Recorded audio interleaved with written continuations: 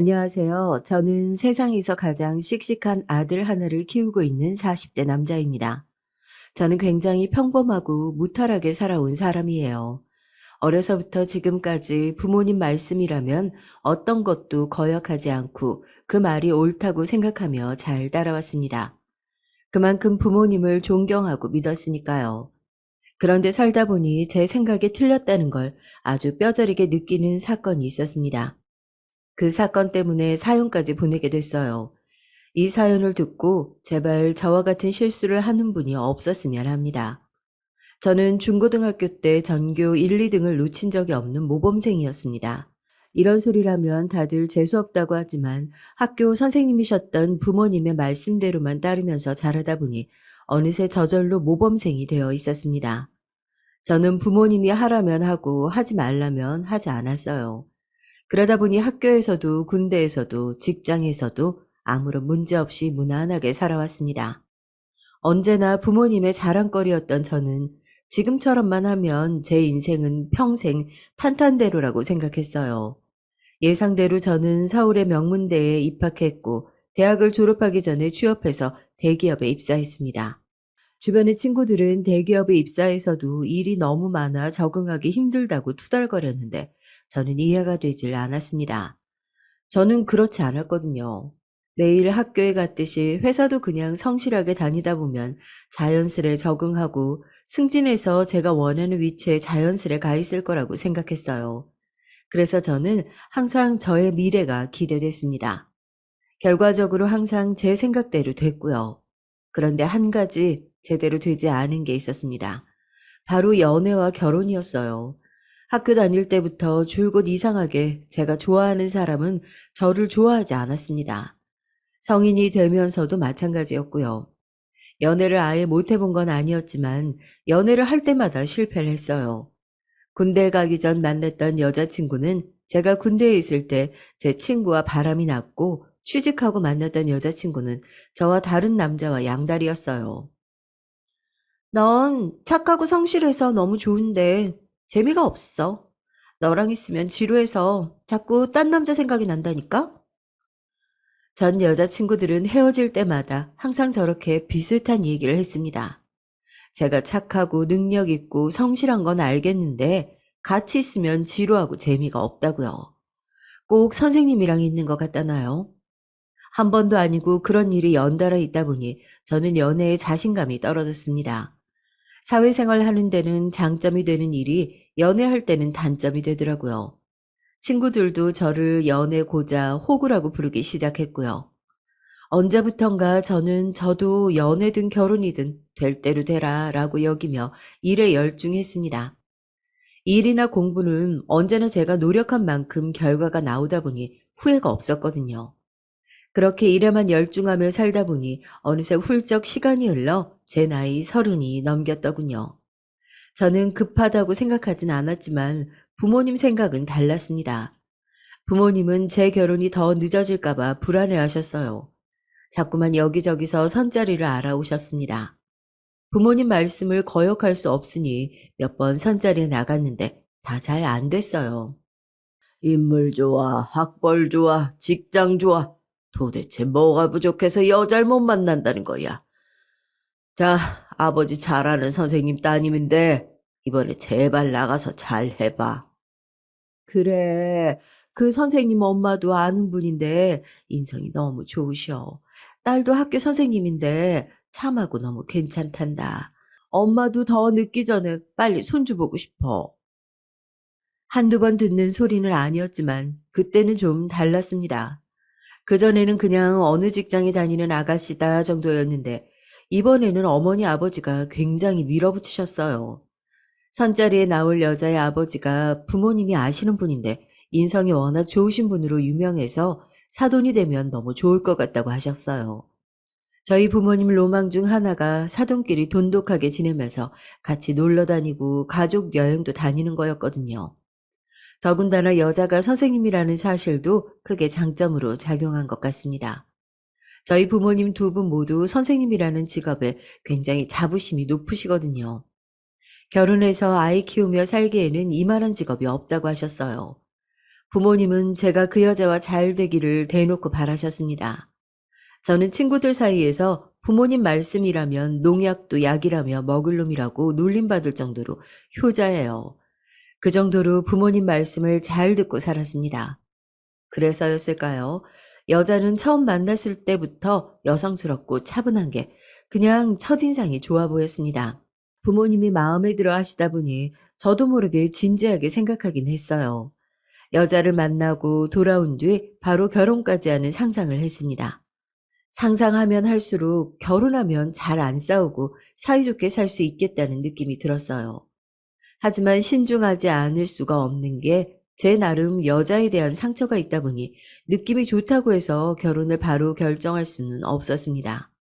어릴 때부터 알던 사이여도 대학 4년 내내 붙어 다녔어도 바람 피우다 양다리를 걸치기도 하니까요. 제가 여자 보는 눈이 없어서 그런 여자들만 만난 걸 수도 있지만 그렇다고 이제 막 만난 여자를 단번에 믿을 수는 없었죠. 그런데 어느새 저는 6개월 만에 식장에 들어가고 있었습니다. 선을 보고 난 이후 부모님의 어땠냐는 질문에 좋았다고 한마디 했는데 양가 부모님이 적극적으로 밀어붙이셨어요. 그 바람에 결혼 이야기가 금방 나왔습니다. 데이트한 지 3번 만에 말이죠. 저는 정말 이렇게 결혼을 하는 게 맞는 건가 매일 고민을 했는데 고민해봐야 이미 늦어 있었습니다. 이미 결혼식 날짜도 잡았고 상견례 날짜도 잡았으니까요. 저는 이미 정해진 일 고민해봐야 소용없다고 생각하고 겸허하게 받아들였어요. 사실 만난 지 얼마 되지 않아서 그렇지 아내가 될 여자는 참 괜찮았거든요. 나이도 저보다 4살이나 어린데 차분하고 성숙했어요. 학교 선생님이라 그런지 겉으로 풍기는 분위기가 점잖았습니다. 이런 여자라면 결혼해서도 잘 살 수 있을 것 같았어요. 무엇보다 아이를 낳아 키운다면 좋은 아내와 엄마가 되어줄 거라는 확신이 들었습니다. 딱 한 가지 걸리는 게 있었어요. 바로 종교였습니다. 상견례 자리에서 처음 알았는데 아내와 처가 식구들 모두 교회를 다닌다고 하더라고요. 제가 종교를 싫어하는 건 아니지만 나름대로 고집 있는 무교다 보니까 저에게 같이 교회에 가자고 하거나 성당에 가자고 하는 건 싫거든요. 워낙 연애 기간이 짧았으니 그런 사소한 이야기도 나누지 않은 채 상견례를 하게 됐어요. 미리 알았다면 제가 당연히 아내에게 미리 이야기를 했을 텐데 서로 몰랐던 부분이니 어른들께서는 자연스레 종교 이야기를 하신 거죠. 아내는 종교가 있어도 제가 따라와 주길 바라는 것 같진 않았지만 장모님께서는 은근히 바라시는 것 같았어요. 우리 집은 모두 다 모태신앙이라 일요일 하루 종일 교회에 있어. 각자 교회에서 맡은 일이 있거든. 이서방 자네에게도 강요하는 건 아니지만 같이 다니다 보면 분명 좋아하게 될 거야. 아이고 여보, 그런 게 은근히 강요하는 거지. 이서방, 우리 식구가 믿음이 강하다 보니까 자연스럽게 하는 소리니 절대 부담 갖지 말게나. 저는 그 자리에서는 알겠다고 애써 웃어 넘겼지만 집에 돌아와서는 한참을 고민했어요. 일요일마다 아침에만 교회 가는 것도 이해하기 힘든데 하루 종일 교회에 있다니요. 그것도 각자 맡은 일을 하면서요. 저는 생각보다 종교에 대한 생각이 깊게 들어서 결혼까지 고민이 될 지경이었습니다. 말로는 장인 장모님께서 강요하지 않는다고 하셨지만 온 식구가 일요일이면 아침에 만나 교회에 가는데 저만 늦게까지 자고 친구들을 만나러 다니며 놀 수는 없잖아요. 그 일로 고민하다가 아내를 만났을 때 제 생각을 이야기했습니다. 제가 다른 건 몰라도 종교에 대해서는 긍정적이지가 않다고요. 그런 제 말에 아내의 말이 굉장히 의외였어요.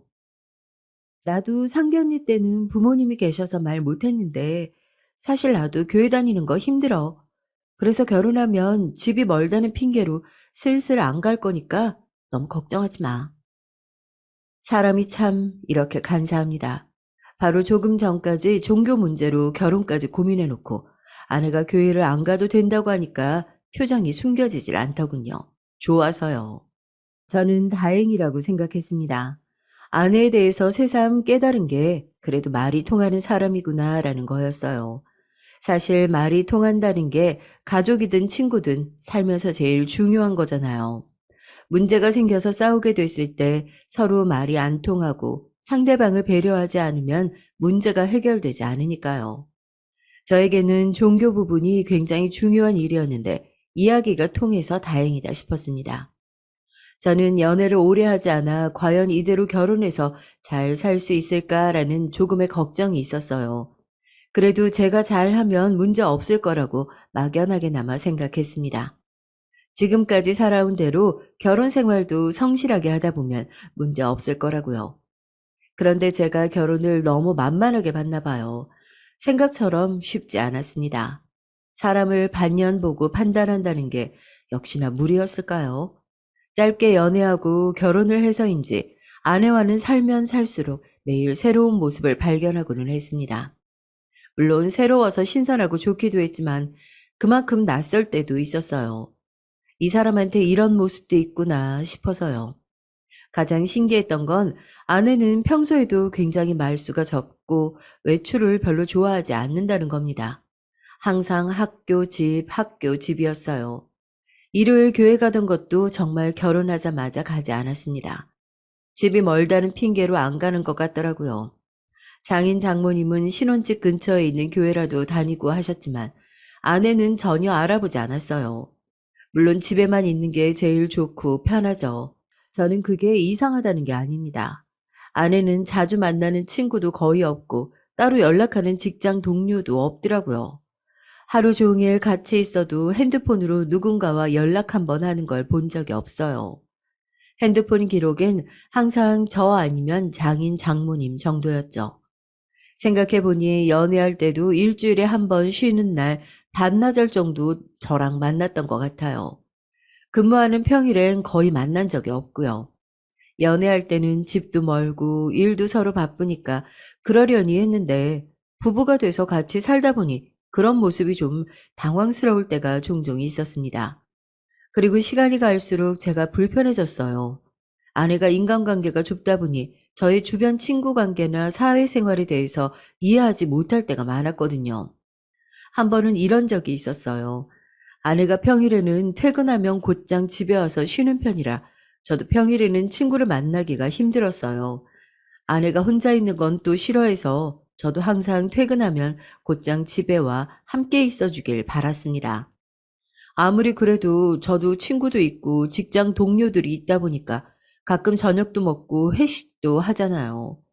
그러면 아내가 그렇게 눈치를 줬어요. 금요일 저녁이라도 친구랑 저녁이라도 먹고 들어간다고 하면 목소리가 싹 변했습니다. 불금인데 집에서 영화 보면서 맥주라도 한 잔 해야 되는 거 아니야? 어떻게 집에 나를 혼자 두고 친구랑 시간을 보낼 수 있어? 저도 제가 매일 친구만 만나러 다니는 거면 미안한 마음이라도 들겠어요. 그런데 그게 아니에요. 평일 주말 모두 다 아내와 집에서 보내는데 일주일에 딱 한 끼라도 친구를 만나고 싶었죠. 그런데 아내는 그 정도도 이해를 못했습니다. 무조건 회사에 있는 시간이 아니면 집에서 함께 있어야 한다고 여겼죠. 나 한 달 만에 친구 만나는 거야. 나도 오늘은 좀 놀다 들어갈 거니까 당신도 친구도 좀 만나서 쇼핑도 하고 맛있는 것도 먹고 좀 해. 저도 모르게 좀 답답해서 한숨을 쉬며 말했습니다. 우리가 서로 뜨겁게 연애하다가 결혼한 사이도 아닌데 매일매일 24시간 붙어 있어야 한다는 건 저에게 고역이었어요. 결혼해서 남편이 생겼는데 친구가 뭐가 필요해? 세상에서 제일 좋은 친구가 생겼는데. 부부가 항상 같이 있는 것도 좋지만 나도 내 사생활이라는 게 있는데 친구도 만나고 사회생활도 해야지. 자기 정말 너무한다. 난 자기랑 조금이라도 더 있으려고 부모님께 잔소리 들어가면서도 교회 안 가고 있는데. 순간 당황해서 저는 말문이 막혔습니다. 너무 기가 막히는데 아무렇지 않은 얼굴의 아내를 보니 도저히 말을 할 수가 없더군요. 서로 탓하고 소리치면서 싸우는 것만 싸우는 게 아니에요. 사고방식이 서로 다르다는 게 저에게는 굉장히 스트레스로 다가왔습니다. 더군다나 교회에 안 가는 게 저를 배려하는 행동이라고 하는데 정말 천불이 나더군요. 아내는 제가 좋아서 그러는 거랍니다. 그래서 저랑 한시라도 떨어지고 싶지 않다네요. 제가 더는 말할 수가 없는 게 아내는 진심으로 그렇게 생각하는 것 같았어요. 아내 말이 부부는 언제나 한 몸처럼 지내야 한대요. 물론 아예 틀린 말은 아니니 화낼 일은 아니었습니다. 저도 아내와 같이 있는 게 싫은 게 아니니까요. 단지 저도 저만의 시간을 좀 보내고 싶을 뿐이었어요. 하지만 어쩌겠어요. 제가 선택한 아내가 그런 사람이니 제가 부족하다면 맞춰 나가야 했죠. 그래서 더는 그 일로 아내와 다투고 싶지 않아 결혼 초반에는 제가 많이 맞췄습니다. 최대한 집에 아내와 함께 있으려고 노력했죠. 지금이야 신혼이니 그런 걸 테고 시간이 지나면 아내도 자연스레 달라질 거라고 생각했거든요. 그런데 문제는 오히려 아내가 더 심각해졌다는 겁니다. 언제부턴가는 관심이 아니라 집착처럼 느껴졌어요. 더군다나 아내는 집에 있는 걸 좋아한다기보다 그냥 게으른 사람이었습니다. 집에서 맛있는 음식도 해 먹고 청소나 집안 가꾸는 거라도 좋아하는 거면 저도 그러려니 하겠습니다. 그런데 아내는 그냥 집에 퍼질러 있었어요. 그걸 확실하게 안 게 아내가 임신하고 난 뒤였습니다. 결혼하고 2년 만에 아내가 임신했는데 바로 육아휴직에 들어갔어요. 정말 그때가 제 인생에서 가장 힘든 시기였습니다. 아내의 게으름이 절정이었거든요. 아내는 출근마저 안 하니 아예 밖에 나가려고 하지 않았어요. 하루 종일 집에 있었습니다. 이제 그 정도는 신기하지도 않았어요. 문제는 집안 상태였어요. 청소를 너무 안 해서 바닥에 걸을 때마다 끈적거렸고 싱크대나 세탁기는 항상 설거지와 빨래로 가득 차 있었습니다. 임신 전에는 서로 일이 바쁘다 보니 집안일에 통 신경을 못 썼어요. 저 정도 정리정돈에 무신경한 편이라면 특별히 신경에 거슬리지 않으면 그냥 뒀습니다. 정 제가 지저분하다고 느낄 정도면 제가 다 정리를 했고요. 그런데 이제는 상황이 달라졌잖아요. 휴직 중이라 나가지도 않고 집에만 하루 종일 있는 사람이 어떻게 이 정도로 집안을 관리하지 않을 수 있는 건지 도저히 이해해 줄 수가 없었습니다. 저는 매일 퇴근하고 들어오면 인상부터 찌푸렸어요. 아무리 임신해서 몸이 힘들어도 그렇지 아내 꼴이 말이 아니었거든요. 살도 전보다 많이 쪘고 옷은 언제 빤 건지도 모르는 옷을 입고 있었습니다. 집안 꼴은 말도 못했고요. 저는 화가 났지만 애써 마음 잡고 청소부터 했습니다. 그때였어요. 정신없이 정리하는 제 뒤로 아내가 다가왔습니다. 하루 종일 당신만 기다리고 있었는데 집에 오자마자 내 얼굴도 안 쳐다보고 청소만 하는 거야? 아내는 제게 서운하다는 듯이 말했습니다. 정말 표정 관리가 안 되더군요. 나라고 오자마자 청소하고 싶겠어? 당신 도대체 집에서 하루 종일 뭐 하는 거야? 임신한 사람이 최소한 밥이라도 해서 먹어야지. 매일 배달 음식만 먹고 거기다가 정리도 안 해서 집 전체가 이렇게 냄새가 나는데 당신은 이게 아무렇지도 않아? 이러다가 애가 나오기도 전에 병 걸리겠어. 심한 말은 정말 하고 싶지 않았는데 집안 꼬라지를 보면 저도 모르게 절로 화가 치밀었어요. 그런 말을 안 할 수가 없는 게 병원에 갈 때마다 의사 선생님이 걱정할 정도였습니다.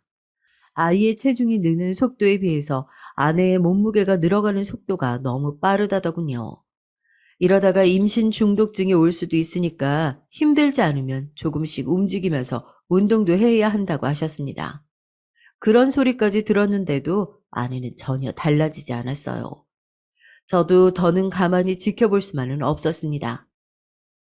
자기야, 오늘 날씨도 좋은데 나랑 나가서 산책도 좀 하고 분위기 좋은 카페 가서 달달한 거라도 좀 먹고 올까? 아니, 나는 이렇게 날씨 좋은 날 나가는 게 더 싫어. 사람이 너무 많아. 몸도 무거운데 그냥 집에 있을래. 순간 저도 모르게 울컥 화가 났습니다. 병원에서 의사 선생님이 아이를 생각해서라도 운동하라고 했는데도 저렇게 게으른 소리를 하니 속이 터질 것 같더군요. 저는 이대로 있다가는 아내에게 화를 낼 것 같아 자리를 피하려고 했어요. 나 너무 답답해서 안 되겠어. 그럼 나는 좀 나가서 산책이라도 좀 하고 올게. 쉬고 있어. 나 혼자 두고 어딜 간다는 거야. 의사 선생님 말씀 못 들었어? 나 임신 중독증 걸릴 수도 있다잖아. 그게 다 오빠가 바빠서 내가 외로워서 그래. 오늘은 집에서 둘이 하루 종일 같이 있자. 저는 그날 결혼하고 처음으로 아내에게 화를 냈어요. 이러다가는 제가 미쳐버릴 것만 같았습니다. 아, 제발 그만 좀 해. 의사 선생님 말씀은 당신이 살은 계속 찌는데 안 움직이고 집에만 있으니까 임신 중독증이 올 수도 있다는 거잖아. 당신 히키코모리도 아니고, 아, 도대체 왜 이러는 거야? 지금까지 쌓여있던 감정이 폭발하고 말았습니다. 저도 아내를 이해해 보려고 했지만 시간이 지날수록 점점 더 아내를 이해할 수가 없었거든요. 그날 제 말에 상처받은 아내는 펑펑 울었습니다.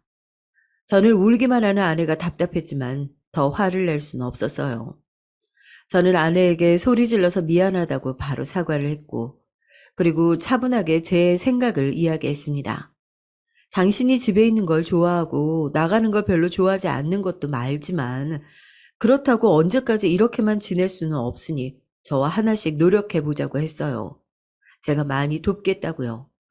아내는 애써 서러운 마음을 진정시키고 저와 함께라면 뭐든지 본인도 노력해 보겠다고 했습니다.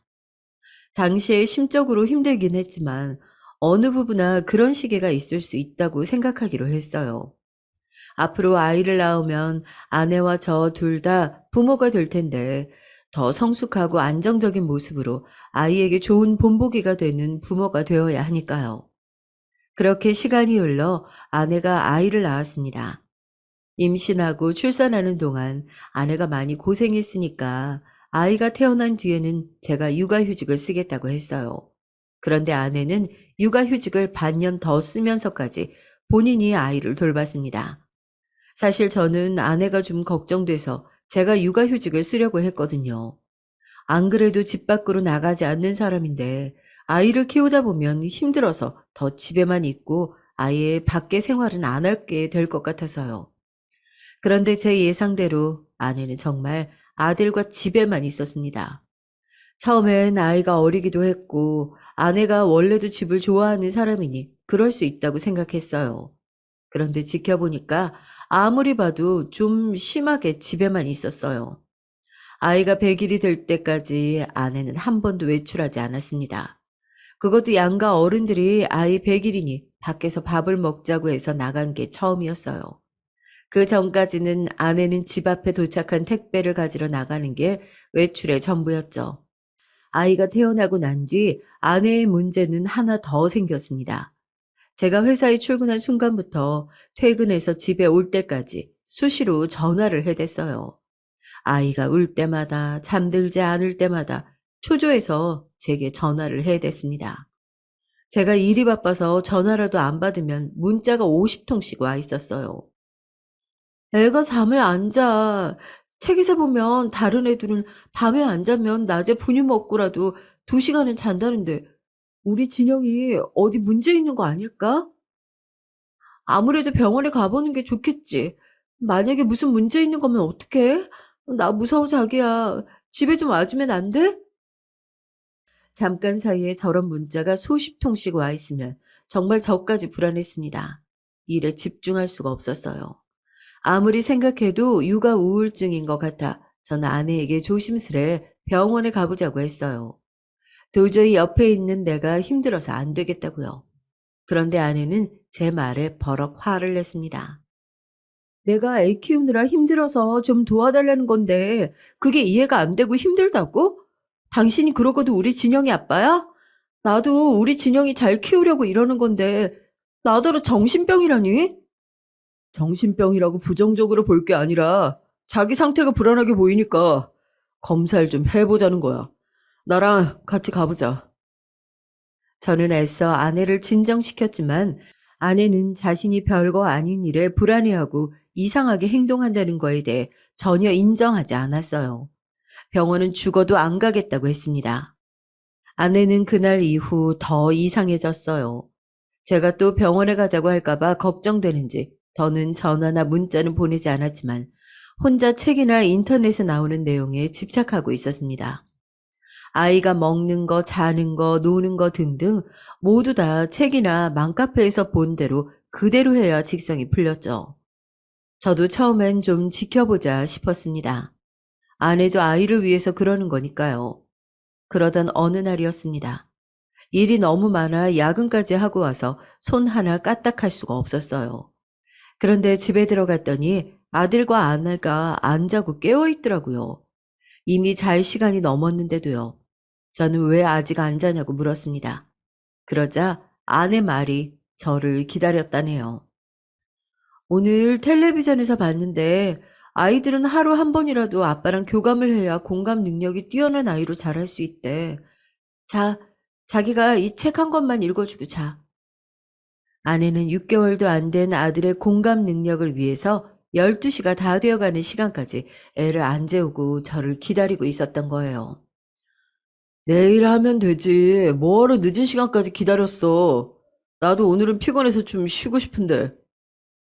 다른 날 같으면 싸우고 싶지 않아 그냥 읽어줬을지도 모릅니다. 하지만 그날은 저도 너무 힘들어서 짜증이 좀 났어요. 내일이면 하루가 지나는 거잖아. 책 하나 읽는데 10분이면 되는데 아빠가 돼서 그것도 못 해줘? 저는 결국 졸려서 연신 눈을 비비는 아이를 안고 책을 다 읽어주고 나서야 잘 수 있었습니다. 정말 질린다는 말이 딱 맞았어요. 아내의 고집과 사고방식을 맞춰주기가 너무 힘들었습니다. 그 이후로도 비슷한 문제로 저와 아내는 자주 싸웠습니다.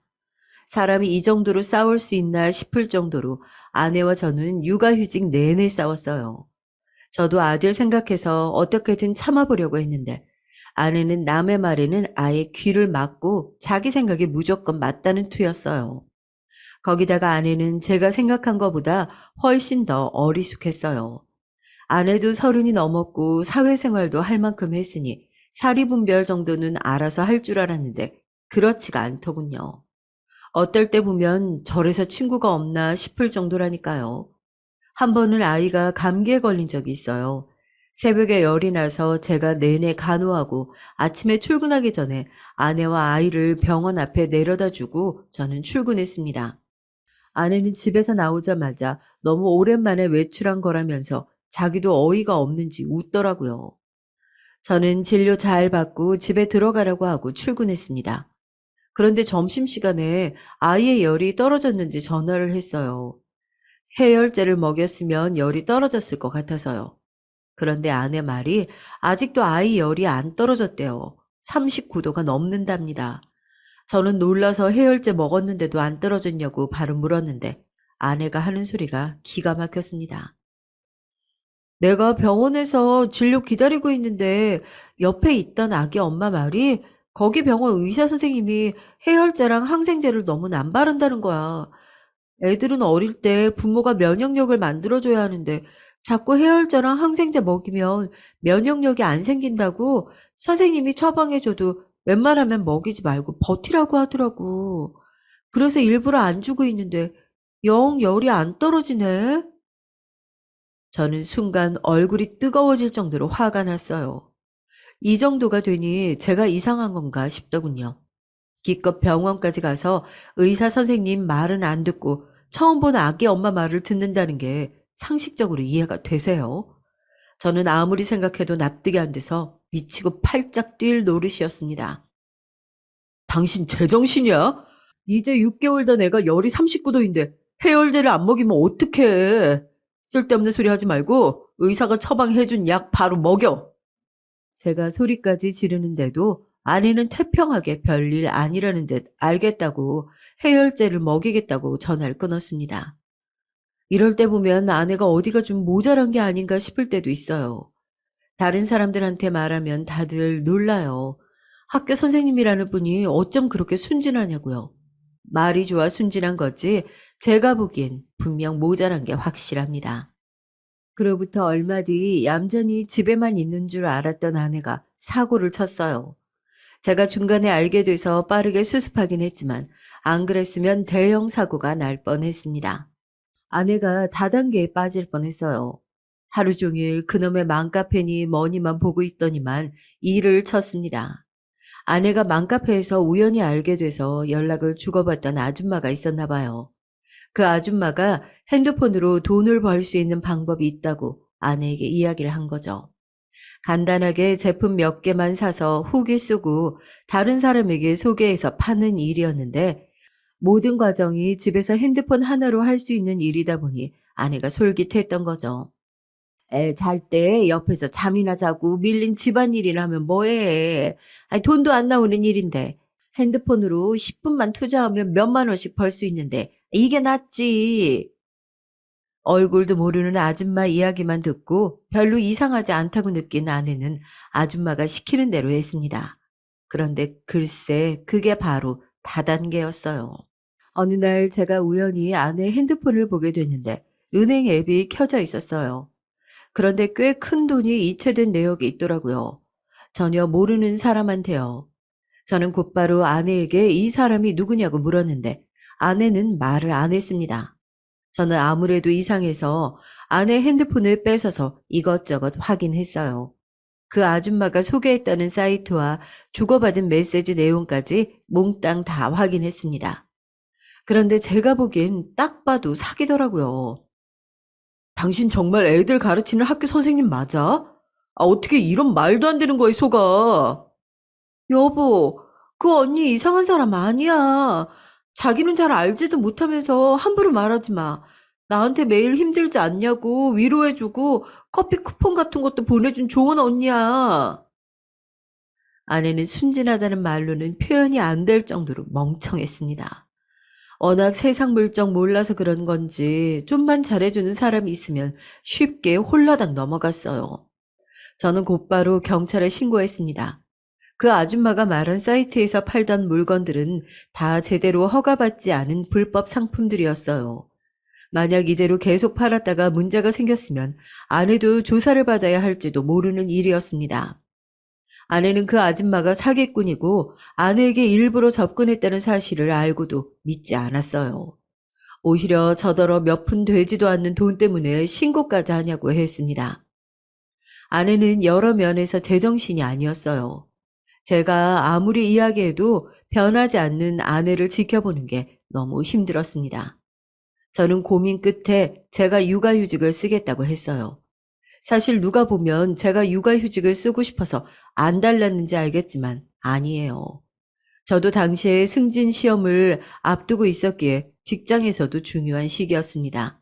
하지만 아내를 이대로 뒀다가는 다시 학교로 돌아가지 못할 것 같아서 제가 휴직을 하기로 했어요. 아내에게 말하지 않았지만 아내 때문에 제가 너무 힘들어서 장인 장모님께도 말씀드렸습니다. 아무래도 아내가 치료가 필요한 것 같은데 아내가 자신의 상태에 대해 인정을 안 하니까 좀 도와달라고요. 장인 장모님께서도 걱정이 많으셨어요. 하지만 제 생각처럼 무조건 병원에 데리고 가는 게 답은 아니라고 하셨습니다. 지금까지 크면서 한 번을 속 썩인 적 없는 애야. 잠시 애 낳고 키우느라 힘들어 그러는 거니까 자네가 좀 이해해줘. 그래, 이서방.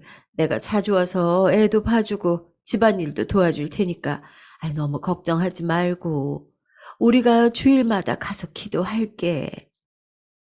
장인 장모님은 딸과 저를 걱정하신다면서도 심각하게 받아들이진 않으셨어요.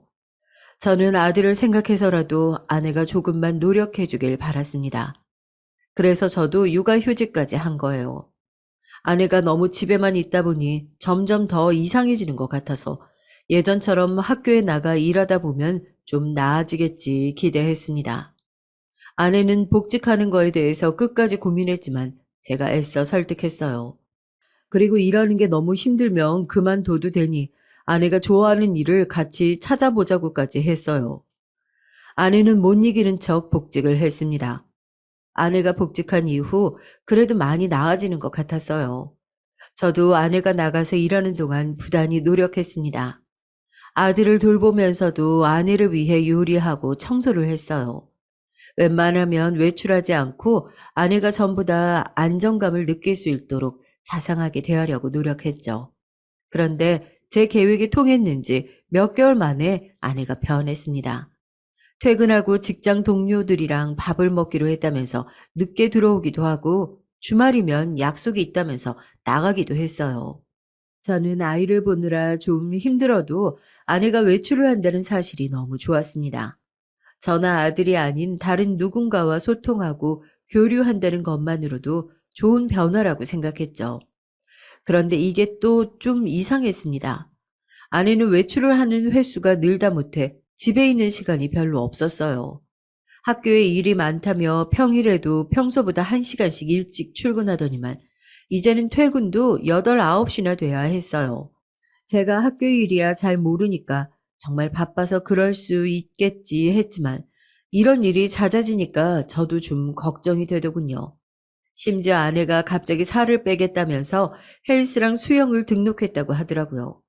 그러더니 아예 평일 저녁은 매일 수영을 하고 왔고 주말이면 헬스장에 가서 몇 시간씩 들어오질 않았어요.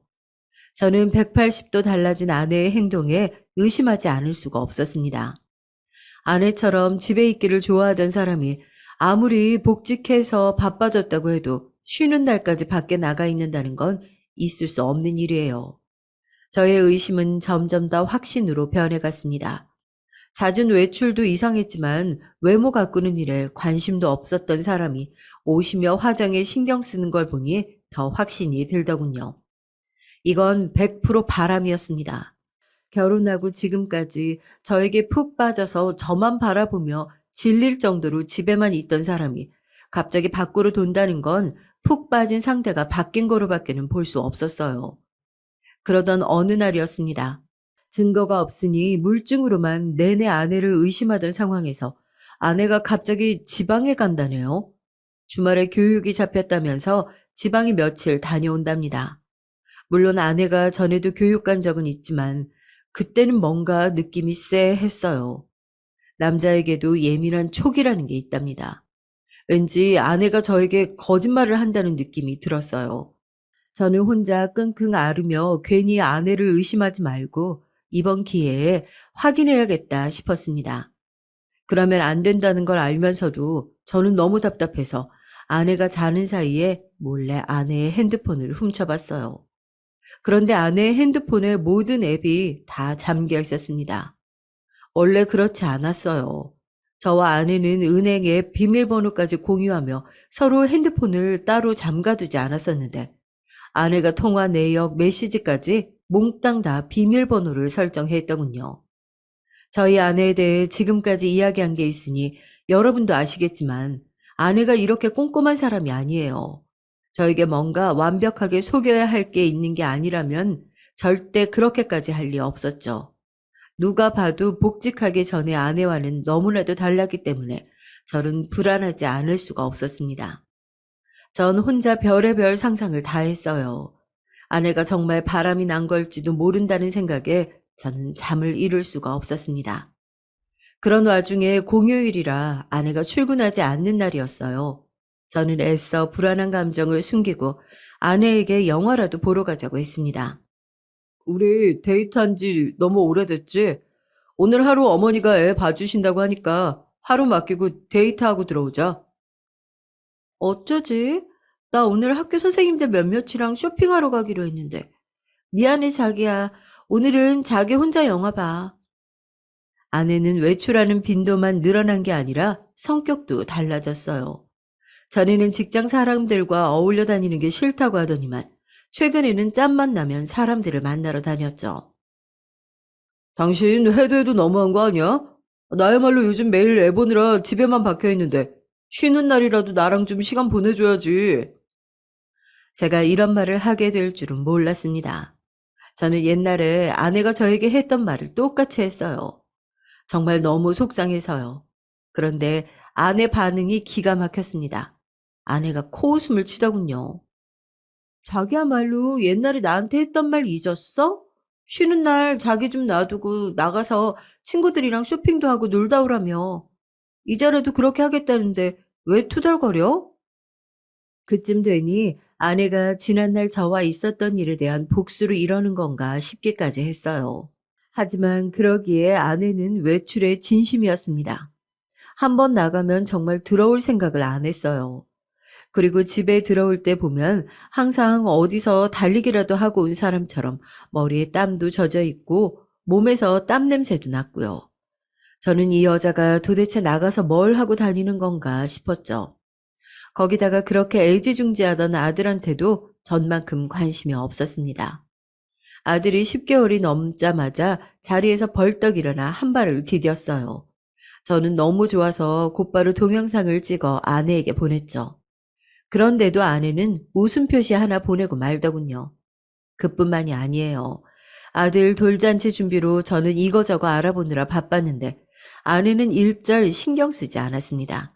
심지어 제가 장소며 사진이며 예약하고 있는데 거기다가 대고 저더러 유난이라고 하더군요.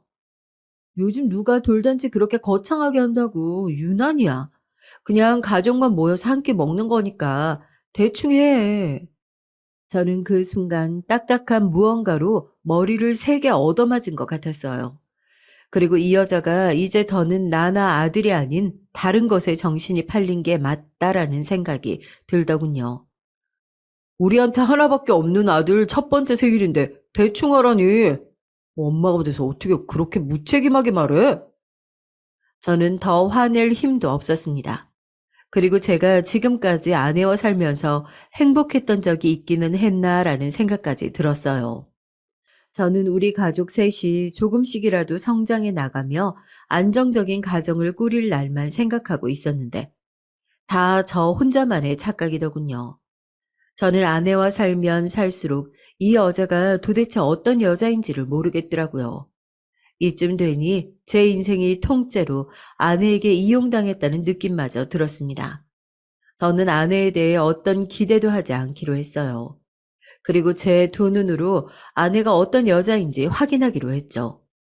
저는 아내 몰래 아내의 핸드폰에 위치 추적 앱을 깔았어요. 아내가 어디서 뭘 하고 다니는 건지 알기 위해서요. 그런데 충격적인 일이 일어났습니다. 다음 날 학교에 출근한다던 아내의 위치가 학교가 아니었습니다. 저는 놀라서 핸드폰을 몇 번이나 껐다 켰다 하면서 확인을 했는데 아내의 위치는 그대로였어요. 아내의 위치는 바로 저희 옆집이었습니다. 그 순간 제 머릿속에 한 가지가 떠오르는 게 있었어요. 얼마 전 제가 마트에 갔다가 아들을 아기띠에 메고 엘리베이터를 타고 올라가는데 옆집 사람을 만난 적이 있었어요. 사실 저는 아예 처음 보는 사람이라 옆집 사람인 줄도 몰랐는데 그 남자는 저를 바로 알아보더라고요. 거기다가 더 어이없는 건 제 아들 이름까지 알고 있었습니다. 안녕하세요. 902호 사시죠? 저 901호 살아요. 사모님께 이야기 많이 들었습니다. 이야기가 준서예요? 아유, 듣던 대로 아주 미남이네. 엘리베이터가 금방 9층에 도착해서 가볍게 인사만 하고 집에 들어왔지만 아무래도 음흉스럽게 생긴 남자다 싶었어요. 아내는 저 남자랑 무슨 이야기까지 했길래 저런 남자가 제 아들 이름까지 알고 있나 싶었죠. 그때는 세상 물정 모르고 아내가 또 괜한 소리를 했나 보다 하고 말았는데 아내의 위치를 확인하고 나니 피가 거꾸로 솟았습니다. 이 연놈이 그렇고 그런 사이였어. 저는 화가 나서 아들을 등에 업은 채 그냥 손에 잡히는 대로 아무거나 들고 밖으로 나왔어요. 그러고는 손에 들고 있던 망치로 901호 현관문을 3개 두드렸습니다. 쾅쾅 소리와 함께 901호 현관문이 찌그러졌어요. 901호! 이 음흉스럽게 생긴 새끼야. 너 나와. 오늘 너 죽고 나 죽자. 빨리 나와. 제가 문을 부술 듯이 두드리며 소리를 지르자 그제야 현관문이 열렸습니다. 그런데 그때 제 눈앞에는 기함할 정도로 믿을 수 없는 광경이 펼쳐졌어요. 분명 그 음흉하게 생긴 901호와 아내가 불륜 관계일 거라고 확신하고 왔는데 집안에는 901호 놈과 아내 말고도 10대 명이 더 있었습니다. 다들 뭘 하는 건지 둥그렇게 모여 앉아 있었어요. 그때서야 저를 발견한 아내가 놀란 눈을 하고 밖으로 나왔습니다. 여보, 당신 여기가 어디라고 와? 현관문은 왜 또 부쉈어? 신랑님 노하시게. 아내는 적반하장으로 저더러 여길 왜 왔냐고 따졌어요. 거기다가 알아듣지도 못할 개소리를 해댔습니다. 저 때문에 신령님이 노하신다네요. 저는 기가 막혀서 아내를 향해 소리를 버럭 질렀습니다. 당신이야말로 출근 안 하고 여기서 도대체 뭐 하는 거야? 신령님은 무슨 소리고? 이 사람들 다 뭐야? 도무지 제 눈앞에 펼쳐진 상황을 이해할 수 없어서 저는 어안이 벙벙한 상태였죠. 그때였습니다. 한복도 아닌 것이 기모노도 아닌 이상한 복장을 한 901호 새끼가 재수없는 미소를 지으며 저에게 다가오더군요. 아이고, 사장님, 이렇게 또 뵙네요. 저의 신전에 오신 걸 환영합니다. 안 그래도 사모님께 항상 사장님도 모시고 오라고 말씀드렸는데, 이렇게라도 와주시니 감사합니다. 자, 오신 김에 앉으셔서 저희와 함께 신령님께 인사드립시다. 901호 남자의 한마디에 다들 갑자기 짝이라도 한 것처럼 이상한 동물 울음소리 같은 걸 내면서 방 안으로 들어갔어요. 그러더니 바닥에 납작 엎드려 무슨 주문 같은 걸 외우더라고요. 저희 아내도 마찬가지고요. 다들 미친 건가 싶어 미간을 찌푸리는 사이 남자는 제 손목을 잡고 안쪽으로 끌고 들어갔습니다. 그런데 방 안의 모습을 보고 저는 경악을 금치 못했어요.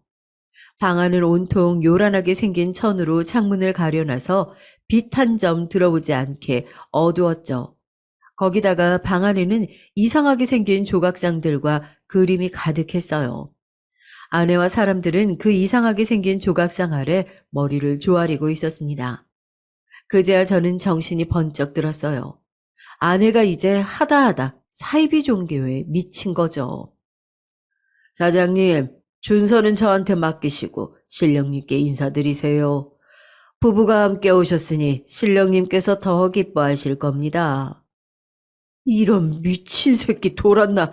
내 아들한테서 손 안 떼? 저는 제 등에 엎인 아들에게 손을 대려고 하는 놈의 손목을 잡아 그대로 비틀어 바닥에 눕혔습니다. 제가 고등학교 때까지 합기도를 한 사람이에요. 이런 재수없는 놈팽이 하나 정도는 거뜬히 밟아버릴 수 있다는 겁니다. 자기 왜 이래? 그만해. 기가 막혔던 건 아내의 행동이었어요. 아무리 정신이 나갔어도 그렇지 이런 상황에서 그 사이비 교주놈 때리지 말라고 저를 말리더군요. 저는 그 자리에서 벌떡 일어나 바로 112에 신고했어요. 아내와 방 안에 있던 사람들은 저에게 소리를 지르며 뭐 하는 짓이냐고 했지만 저는 멈추지 않았습니다. 그리고 얼마 뒤 901호에는 경찰이 출동했어요. 경찰들도 이런 광경은 처음 본답니다. 집에서 사이비 짓거리 하는 놈은 처음 봤대요. 그날 일로 저희 가정엔 많은 일이 있었습니다. 알고 보니 아내가 복직했다는 말은 처음부터 거짓말이었어요. 아니, 복직하기는 하려고 했답니다. 그런데 복직 첫날 출근을 하려다가 너무 학교에 가기 싫어서 학교에 안 가고 아파트 근처를 배회했대요. 그러다가 901호 사기꾼 새끼 눈에 딱 든 겁니다. 그런 사기꾼 새끼 눈에는 딱 보이나 봅니다. 호구라고요.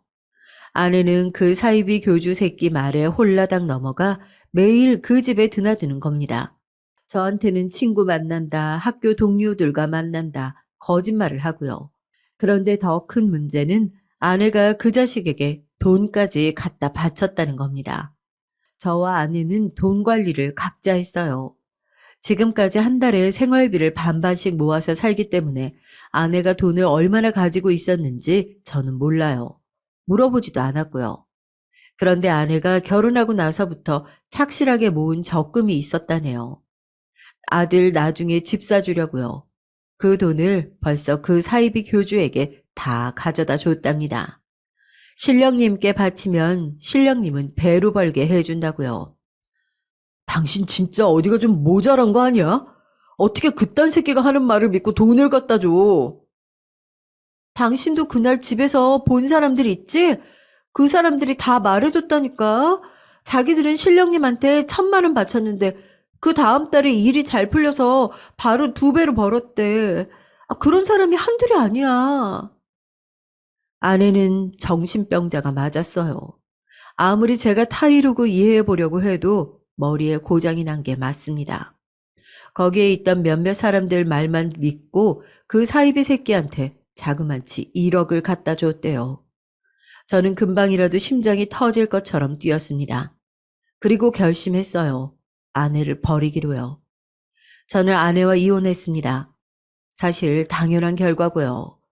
아무리 둘이 좋아 자식 낳고 살았다고 해도 여러분이라면 그런 여자와 살 수 있으시겠어요? 저는 지금까지 저 혼자 마음 졸이며 산 것만으로도 다행이다 싶어요. 저런 정신 나간 여자랑 계속 살았다가는 제 아들에게도 못 볼 꼴 보이며 살았을 거예요. 제가 이혼하겠다고 했을 때 양가 부모님은 난리가 나셨습니다. 갑자기 무슨 이혼이냐고요. 저는 저희 부모님에게 아내가 사이비 종교에 미쳐서 이혼했다고까지는 말씀드리지 않았습니다. 저도 답답해서 누구라도 붙잡고 이야기하고 싶죠. 하지만 제 아들을 위해서 말하지 않았습니다. 앞으로 아들이 자라도 이 사실은 무덤까지 비밀로 가지고 갈 거예요. 그래도 낳아준 어머니 있는데 선생까지 했다는 사람이 그 정도로 미친 사람이었다는 사실을 알면 저라면 살기 너무 힘들 것 같았거든요. 그래도 장인 장모님께는 말씀드렸습니다. 저와 아내가 헤어지더라도 아내는 분명 치료받아야 하니까요. 그런데 나중에 이혼하고 나서야 안 사실이지만 장인 장모님은 아내가 치료받아야 한다는 걸 알고 계셨어요. 학교 다닐 때도 이상한 행동을 종종 해서 병원에 데리고 간 적이 있었는데 아내가 경계성 인격장애와 조현병 증상이 보인다고 의사가 검사를 더 해봐야 할 것 같다고 했다네요. 그런데도 장인 장모님은 아내의 미래를 걱정해서 그 후에 병원에 데려가지 않으신 겁니다. 저에게도 일절 그런 소리 하지 않고 결혼시킨 거죠. 그렇게 제가 아내 때문에 힘들다고 할 때도 별일 아닐 거라고 자식 키우며 살다 보면 괜찮아질 거라고 그러시더니만 결국은 이 사달이 나고 나서야 이야기하시더군요. 저는 이제 화도 나지 않았습니다. 여보, 당신 말이 맞아. 나 당신 말대로 치료받을게. 나 치료받고 오면 꼭 우리 준서 다시 만나게 해줘야 돼. 알았지? 아내는 헤어지고 나서야 제 말이 맞다고 인정하더군요. 저는 아내의 말은 이제 믿지 않아요. 그래도 그나마 순순히 이혼해 준 것만도 고맙다고 생각합니다.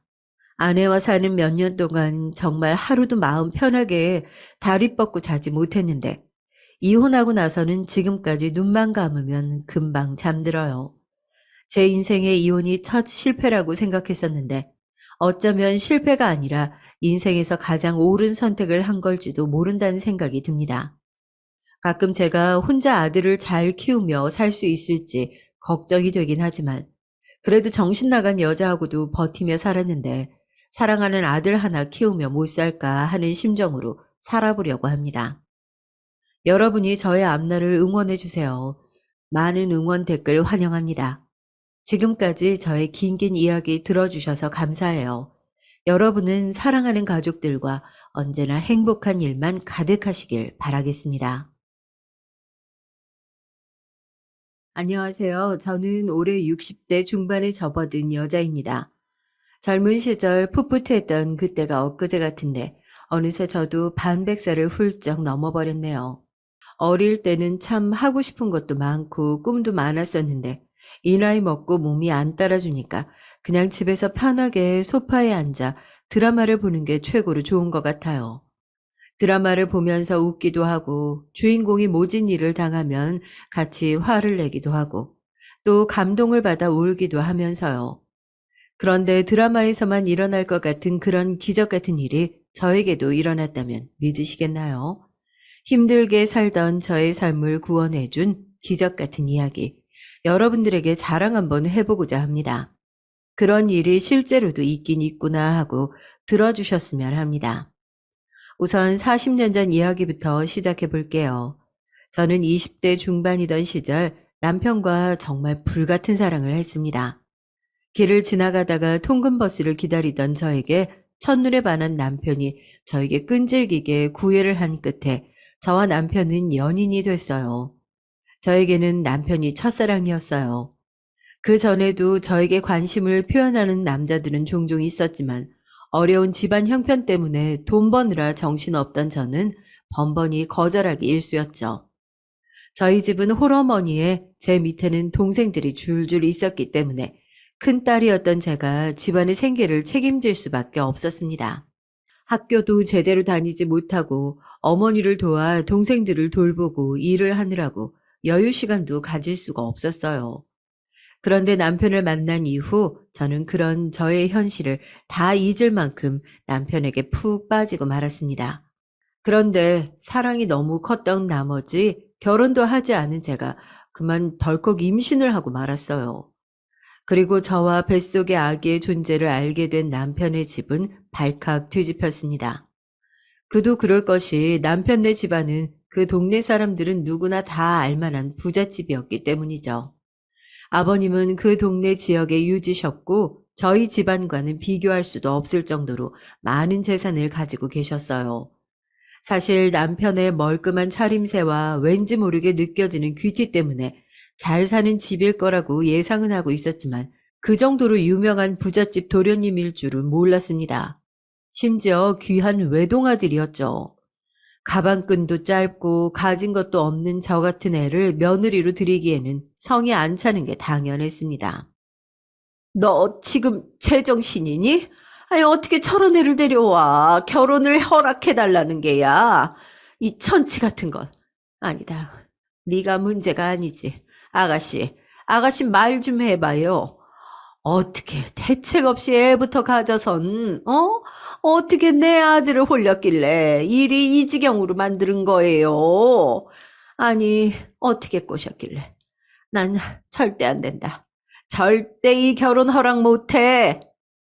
어머님, 제가 잘하겠습니다. 아가씨는 입 다물어요. 아가씨 입에서 나오는 소리 단 한 글자도 듣기 싫으니까. 엄마, 제발 한 번만요. 이 사람하고 저 꼭 결혼해야 해요. 허락 안 해주심 우리 뱃속의 아기는 어떻게 하라는 건데요? 네? 말씀해 보세요. 시부모님은 저를 떨어뜨리려고 갖은 애를 쓰셨지만 남편의 어마어마한 고집과 이미 뱃속에 많이 커버린 아이 때문에 어쩔 수 없이 결혼을 시키게 되셨습니다. 그리고 결혼 후에는 시집살이 때문에 정말 말도 못하게 힘들었어요. 시어머니는 임신한 저를 마치 가정부 부리듯이 부려먹곤 했고, 시아버지는 사람들이 저런 별 볼 일 없는 집안의 딸 자식을 며느리로 들였다고 수군거리는 통에 나쁘끄럽다며 남편과 한동안 말도 섞지 않으셨습니다. 저는 시댁에서 매일매일 눈칫밥을 먹고 살아야만 했어요. 밥을 먹을 때에도 저는 시댁 식구들과 겸상을 할 수 없었죠. 식사 시간이 되면 저는 밥을 다 차린 후 시댁 식구들이 따뜻한 밥상에서 밥을 먹을 동안 부엌에 쪼그리고 앉아 남은 찬밥과 김치로 끼니를 겨우 때우곤 했어요. 그나마 남편이 가끔 시부모님 몰래 음식을 숨겨와 방에서 저에게 먹이곤 했지만 몰래 먹다가 들키는 날에는 시어머니 불효령에 눈물을 쏙 뺄 수밖에 없었습니다. 어디서 이 거지 같은 게 몰래 밥도둑질을 해? 너 배운 게 그렇게 없냐? 하기야, 가방끈 짧은 너를 내가 며느리로 들였으니 이 정도야 시군죽 먹기겠지. 다음엔 뭐, 내 금팔찌라도 탐낼 셈이냐? 응? 어머니, 그런 거 아니에요. 아니긴 뭐가 아니야. 다음부터 이런 도둑질 또 하기만 해봐. 눈에 띄면 가만 안 둘 줄 알아. 알겠어? 게다가 아버님은 제가 너무 마음에 안 들어서 매일 다른 집 딸 자식들과 비교하곤 했어요. 그때 당시 아버님이 저한테 자주 했던 말이 갑자기 생각이 나네요. 너만 아니었으면 내가 똑똑한 교사 며느리를 봤을 거다. 내가 우리 기석이 정사장네 둘째 딸과 결혼시키려고 점찍어 놨건만. 어디서 이런 못 배워먹은 년이 굴러와 들어와서는 어휴.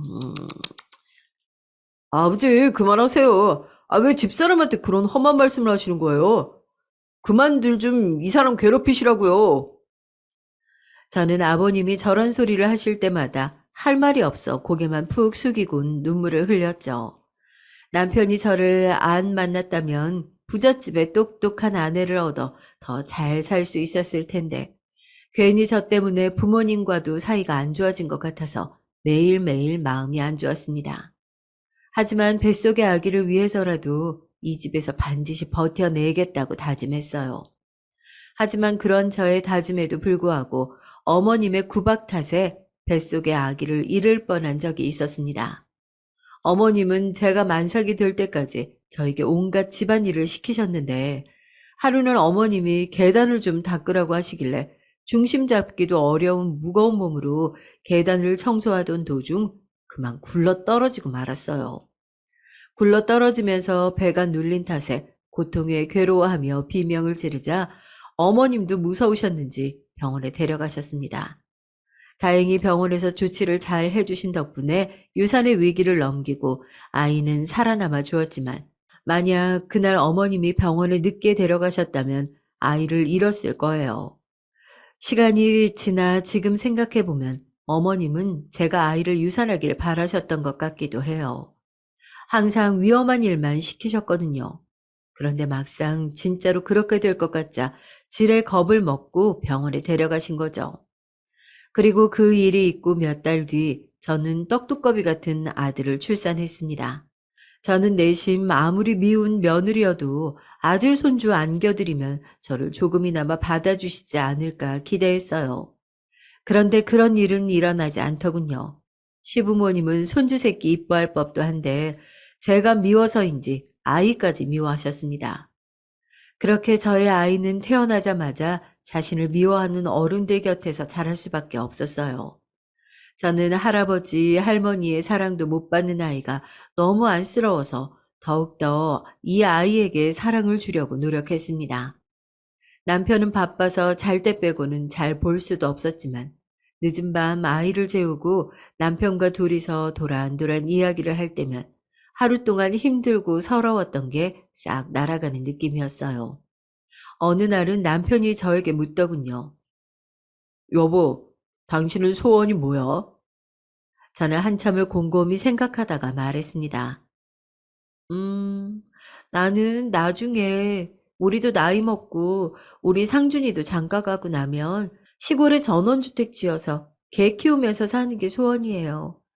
그럼 당신은 소원이 뭐예요? 남편은 제 머리를 쓰다듬으면서 대답했습니다. 난 당신이 누구보다도 행복해지는 게 소원이지. 저는 남편의 대답에 부끄러워서 이불 속에 숨고 말았답니다. 결혼을 해서도 이렇게 닭살 돋는 말을 잘 하는 남편이었죠. 그렇게 저는 남편 덕에 고된 시집살이를 하루하루 버티며 살아갔습니다. 시부모님은 날이 갈수록 저를 미워하다 못해 증오하다시피 하셨지만 남편과 아들을 위해 참고 또 참았어요. 그런데 아이가 중학교 갈 무렵 도저히 참을 수 없는 지경에 이르고 말았습니다. 엄마, 나 여기서 살기 싫어. 나갈래. 뭐? 나 가출할 거라고. 여기 못 살겠어. 아니, 안 살아. 여기 엄마나 나 천대하고 하대하는 사람들 뿐이잖아. 할아버지 할머니도 어른이 아니야. 어른이 애한테 어떻게 그래? 맨날 나한테 엄마 욕하고 엄마 닮아서 머리 안 좋다고 잔소리하고 다 듣기 싫어. 다 듣기 싫다고. 아이가 바락바락 악에 바친 소리를 내지르는데 시부모님마저 말을 잃고 말았어요. 그리고 전 아이가 할아버지 할머니의 막말에 울다 지쳐 잠이 들고 자기는 태어나지 말았어야 한다고 자책하는 모습을 보니 내 아이를 이런 집에서 불쌍하게 키울 수는 없다는 생각이 강하게 들었습니다. 그래서 저는 그 길로 남편에게 이혼을 선언했어요. 뭐? 이혼하자고? 아니, 여보, 힘든 건 알지만. 당신 부모님과 인연 끊을 수 있어요?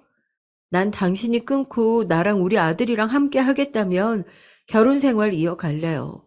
근데 지금껏 봐온 당신이라면 당신은 효자예요. 효자랑은 못 살아요, 나도. 당신은 좋은 사람이지만 시부모님하고는 이제 얼굴 보며 살 자신이 없어요. 여보, 다시 한 번만 생각해 봐줄 순 없는 거겠지? 내가 이런 부탁하는 거 염치 없는 거겠지? 미안해요. 남편은 제 말에 힘없이 입술만 꾹 깨물었습니다. 남편도 알고 있었을 거예요. 제가 얼마나 힘들었었는지, 나름대로 속을 사귀고 살았는지. 근데 이제 한계에 다다랐다는 것을 선포하니 본인도 할 말이 없는지 고개를 떨구고 있다. 미안하단 말을 하며 눈물을 떨구고 말았습니다. 그러더니 이혼이라는 얘기에 큰 충격을 받았지만 본인 힘으로도 부모님을 말릴 수 없었기에 저와 아이를 깨끗하게 놓아주었습니다.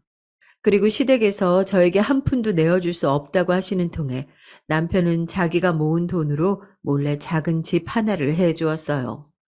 아마 시부모님이 아시면 난리 날 걸 알기에 아주 비밀스럽게 집도 알아본 모양이더라고요. 남편은 눈물 콧물 범벅이 되어서는 짐을 싸고 나가는 저를 뒤뜰로 불러 이렇게 말했습니다. 여보, 우리 부모님 때문에 내가 이 정도밖에 해줄 수가 없어서 정말 미안해. 당신이 우리 집에서 10년 넘게 그 수모를 겪은 거 생각하면 내가 너무 미안해서 가슴이 아파. 이제라도 나 잊고 상준이랑 행복하게 살아줬으면 좋겠어. 정말 미안해. 저는 무릎을 꿇고 울고 있는 남편을 말없이 안아주었죠. 사실상 남편도 저와 시부모님 사이에서 나름대로 노력을 했다는 걸 알고 있었습니다.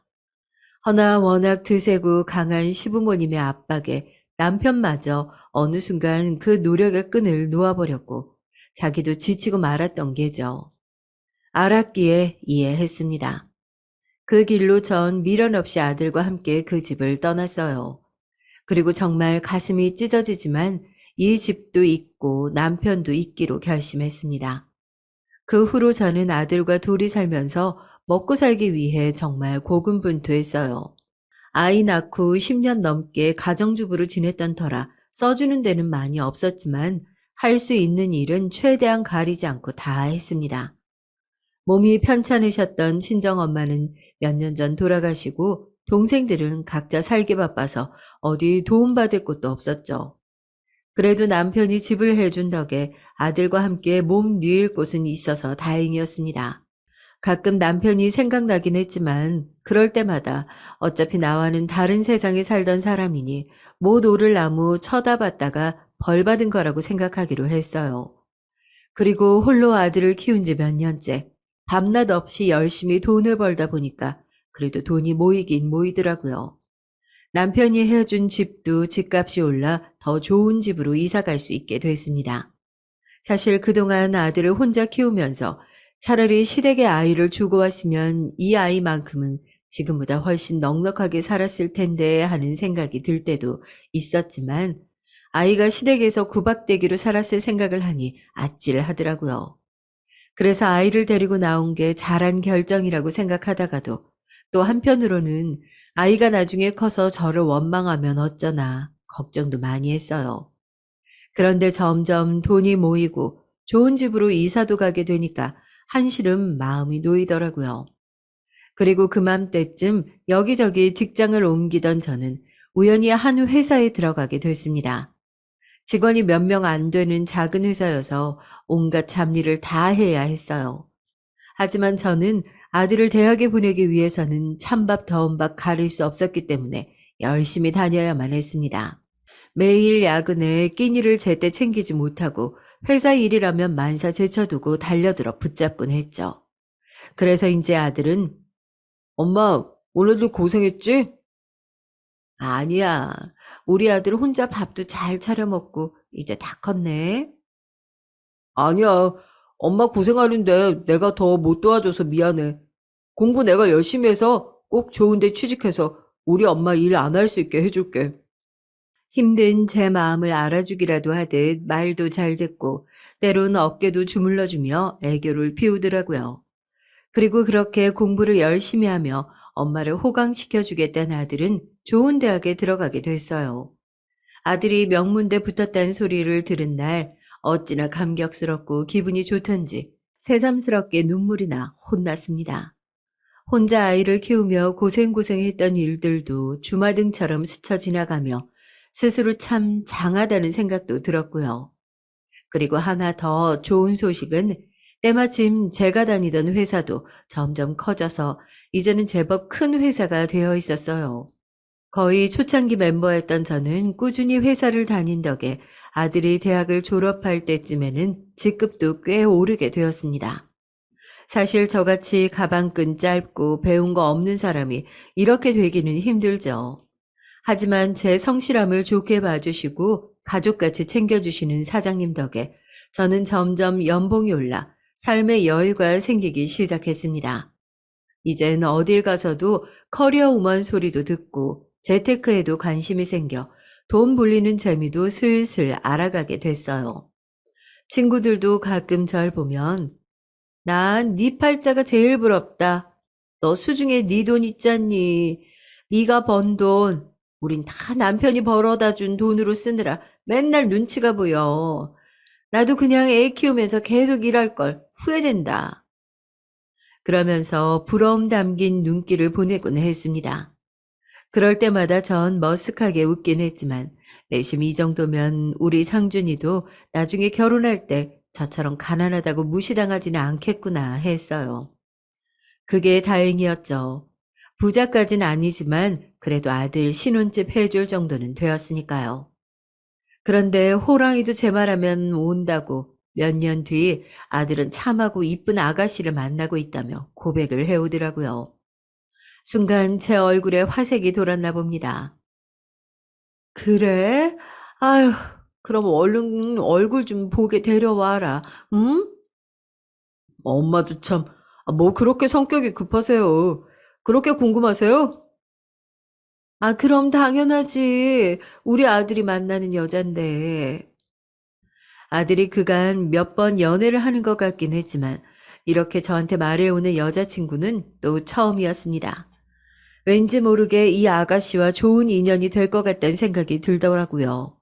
그리고 역시나 예상처럼 저희 집에 처음 온 날부터 애교 있고 싹싹한 모습을 보이는데 퍽 마음에 들었습니다.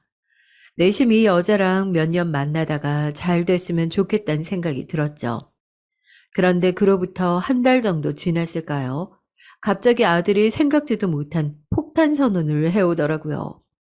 준비가 안 되었던 시점이라 더욱더 놀라고 말았죠.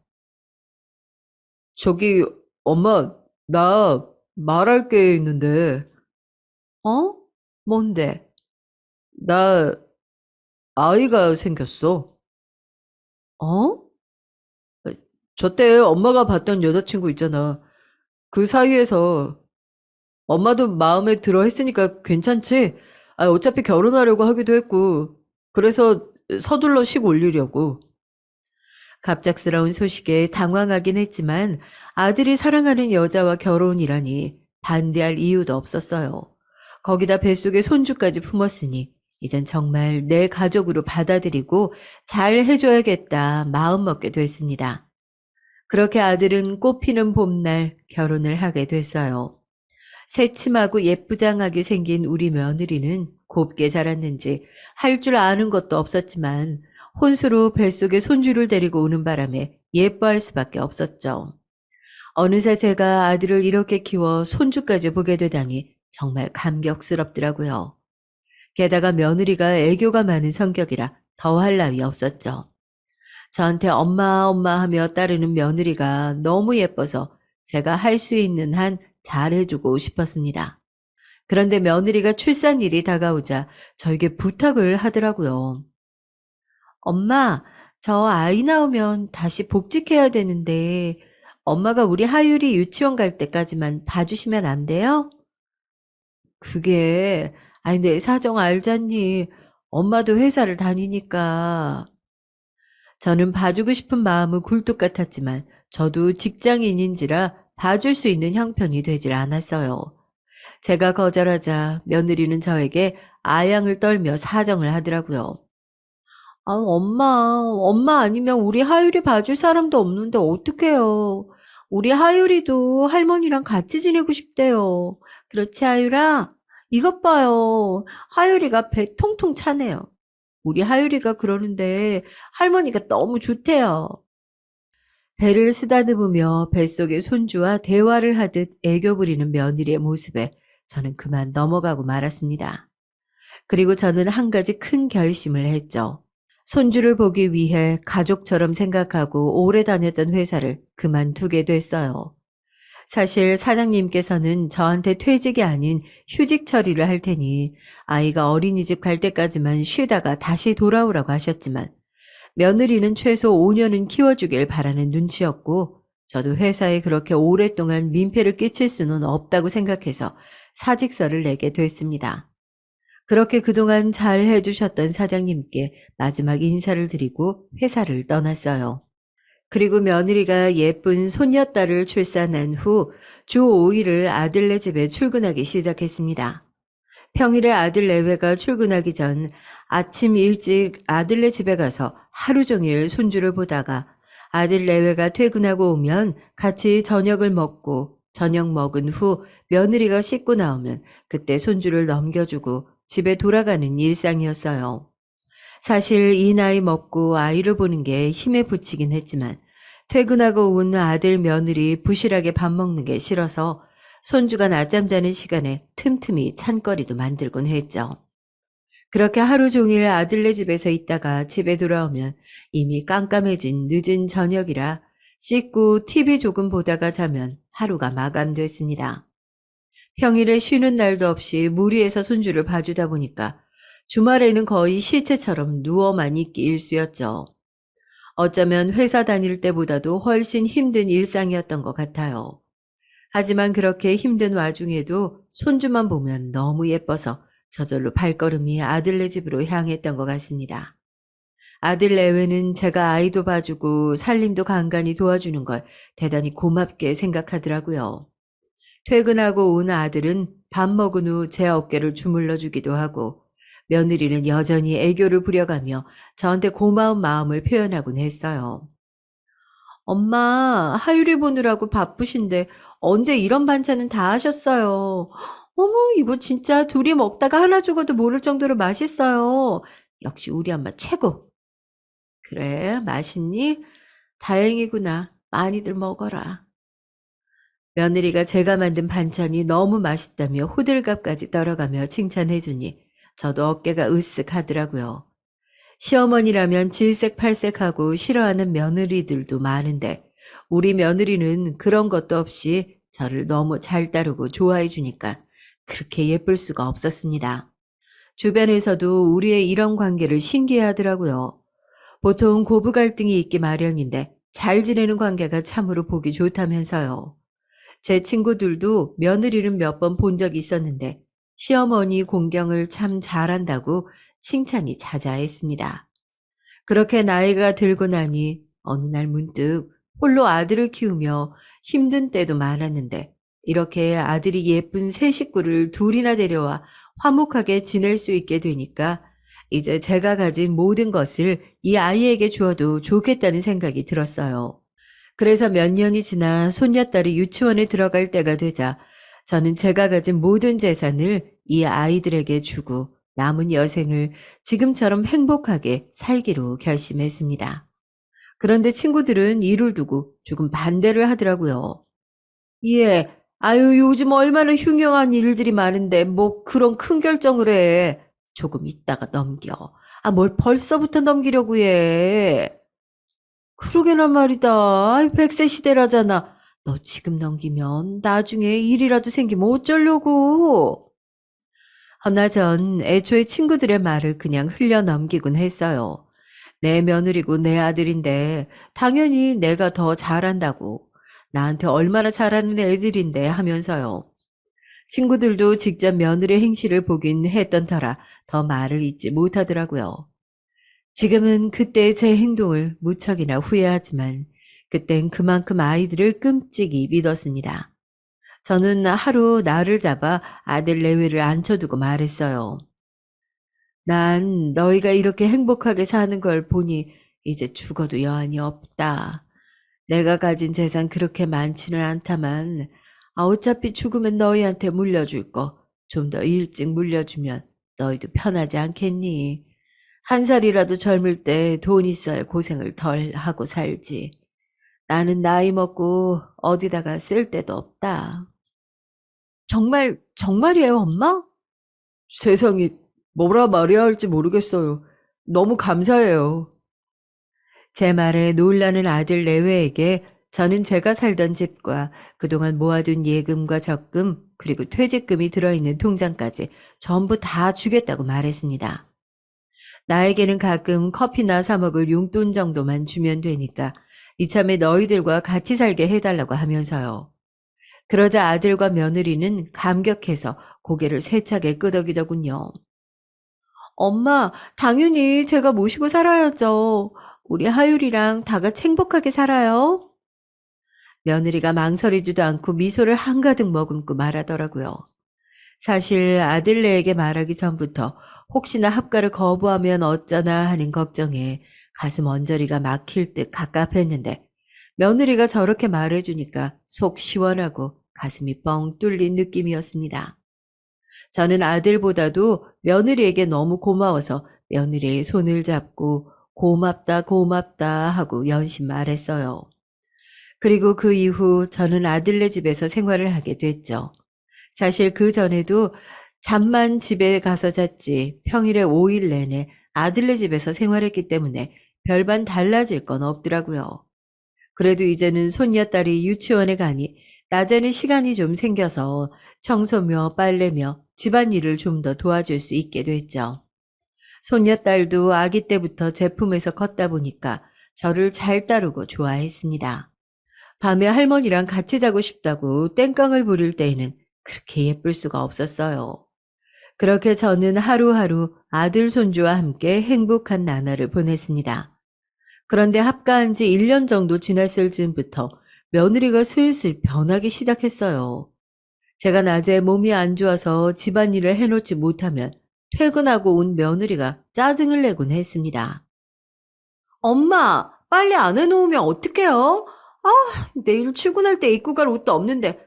오늘 야근하고 와서 피곤해 죽겠구만. 일하는 사람 생각도 좀 해요.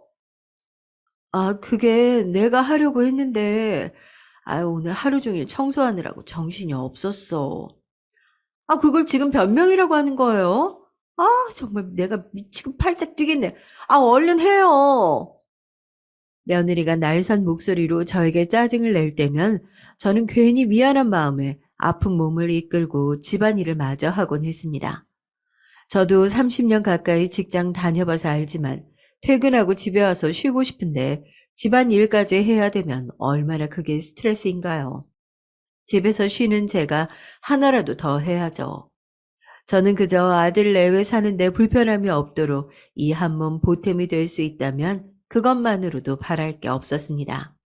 그런데 처음에는 며느리가 짜증이 잦아지길래 요즘 회사에서 스트레스 받는 일이 많은가 보다 하고 생각했습니다.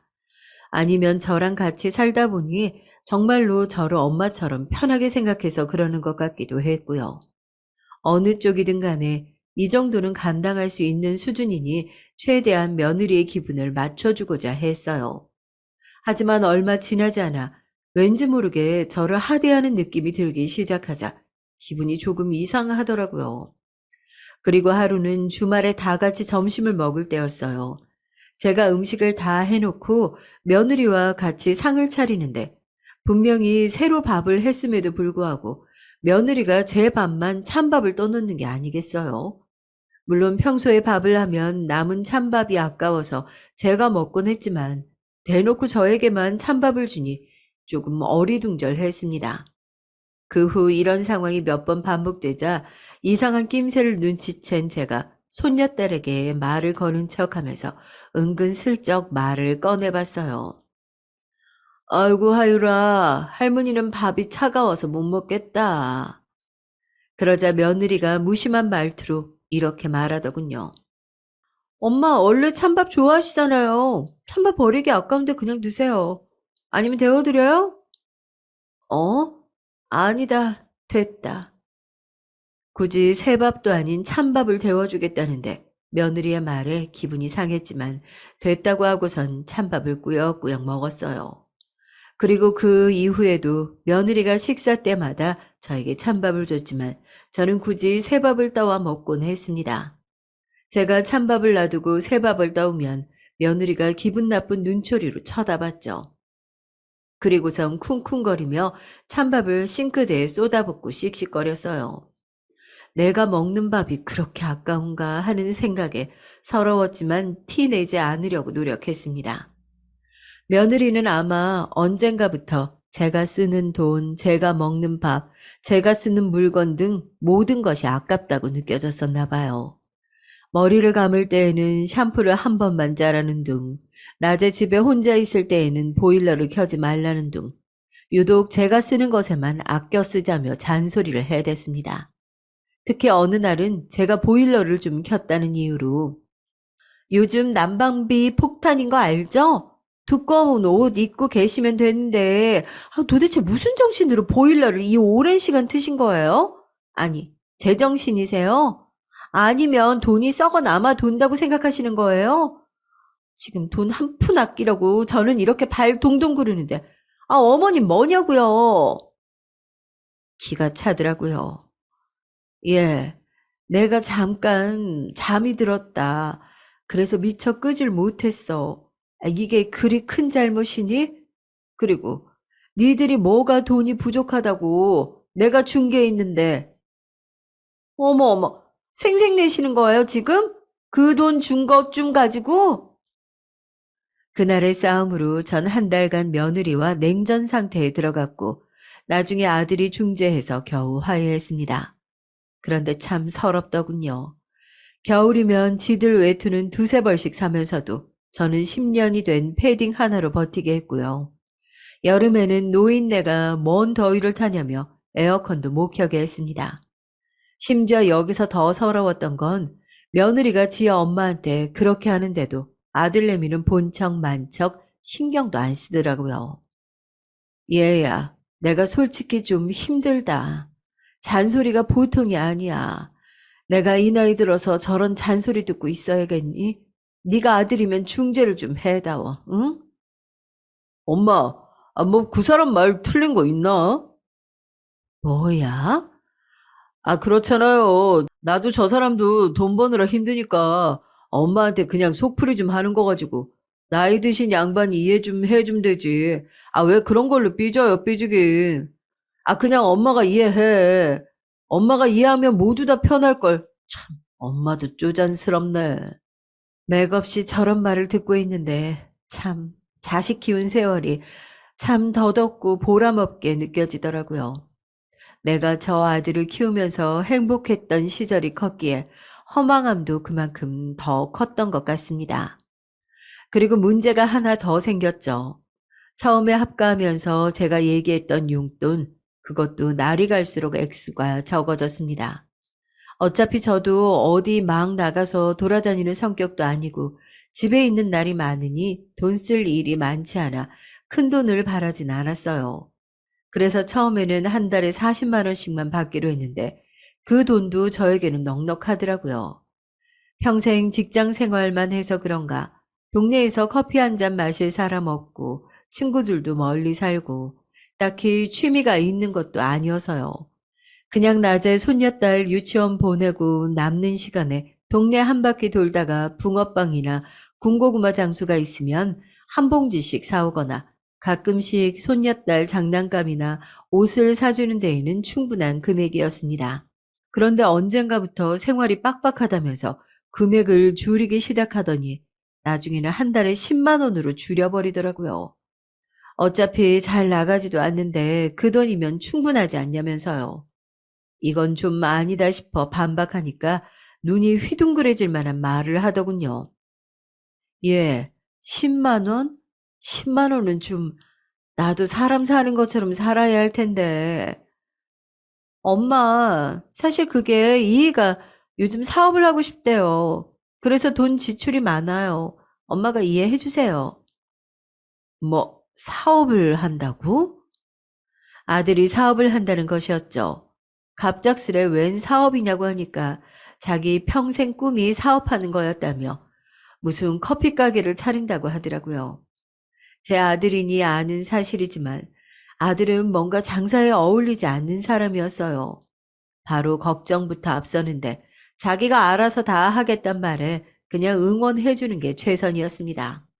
한편 용돈이 10만 원으로 줄고 나서 예전만큼 손녀딸 장난감을 자주 사줄 수는 없었지만 그래도 아들네 먹고 사는데 팍팍하다고 하니까 아껴 써야겠다 생각했습니다.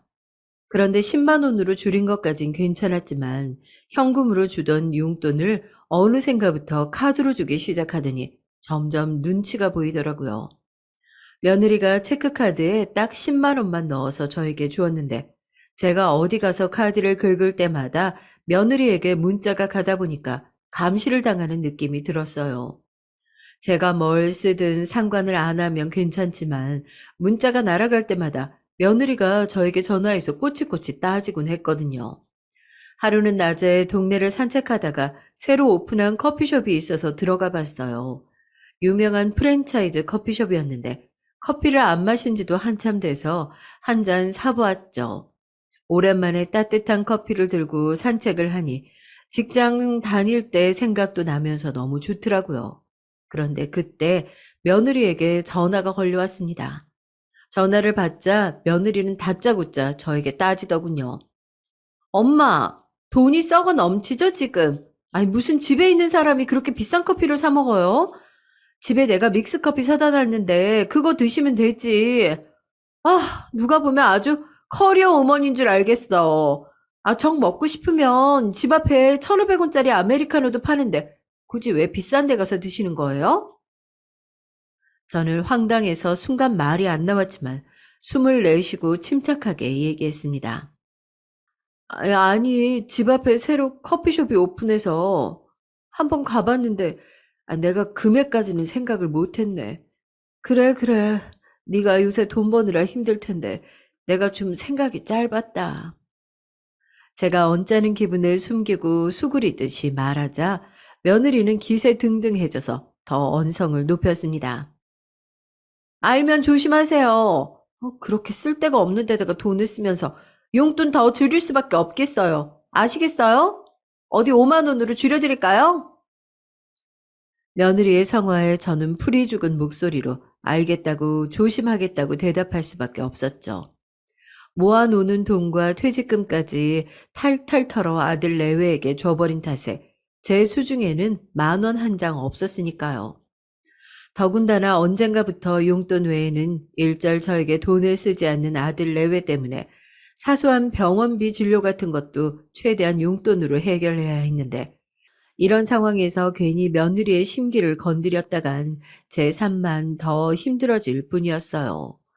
그리고 며느리는 제가 쓰는 병원비도 아까워했기 때문에 저는 항상 감기에도 걸리지 않도록 조심했습니다. 30여 년 전 아들을 낳았을 때 산후조리도 하지 못하고 시집살이에 고생만 한 탓에 무릎이며 허리며 성한 곳이 없었지만 물리치료를 다니고 싶어도 말하기에도 눈치가 보여서 꾹꾹 참기만 했어요. 그러다가 어느 날 빨래바구니를 옮기던 저는 그만 손목이 삐끗하고 말았죠. 처음에는 살짝 욱신거리기만 했는데 다음 날이 되니까 손목이 부어서 잘 움직여지지 않더라고요. 살짝만 움직여도 시큰거리고 바늘로 찌르는 듯이 아픈 탓에 집안일에 손을 댈 수가 없었죠. 어쩔 수 없이 저는 병원에 가야겠다고 며느리에게 말했습니다. 저 하율이 엄마야, 내가 어제 손목을 삐끗했는데 뭐가 잘못됐는지 손목이 퉁퉁 부어서 움직일 수가 없네. 내일 병원에 좀 가야 될 것 같은데 병원비가 좀 모자라서. 그러자 며느리는 제 손목을 힐끔 보더니 말하더라고요. 그거 그냥 얼음 찜질하면 낫는 거 아니에요? 굳이 병원 가셔야 돼요? 아, 괜히 병원에 돈 갖다 버리지 말고 그냥 얼음 찜질이나 좀 해보세요.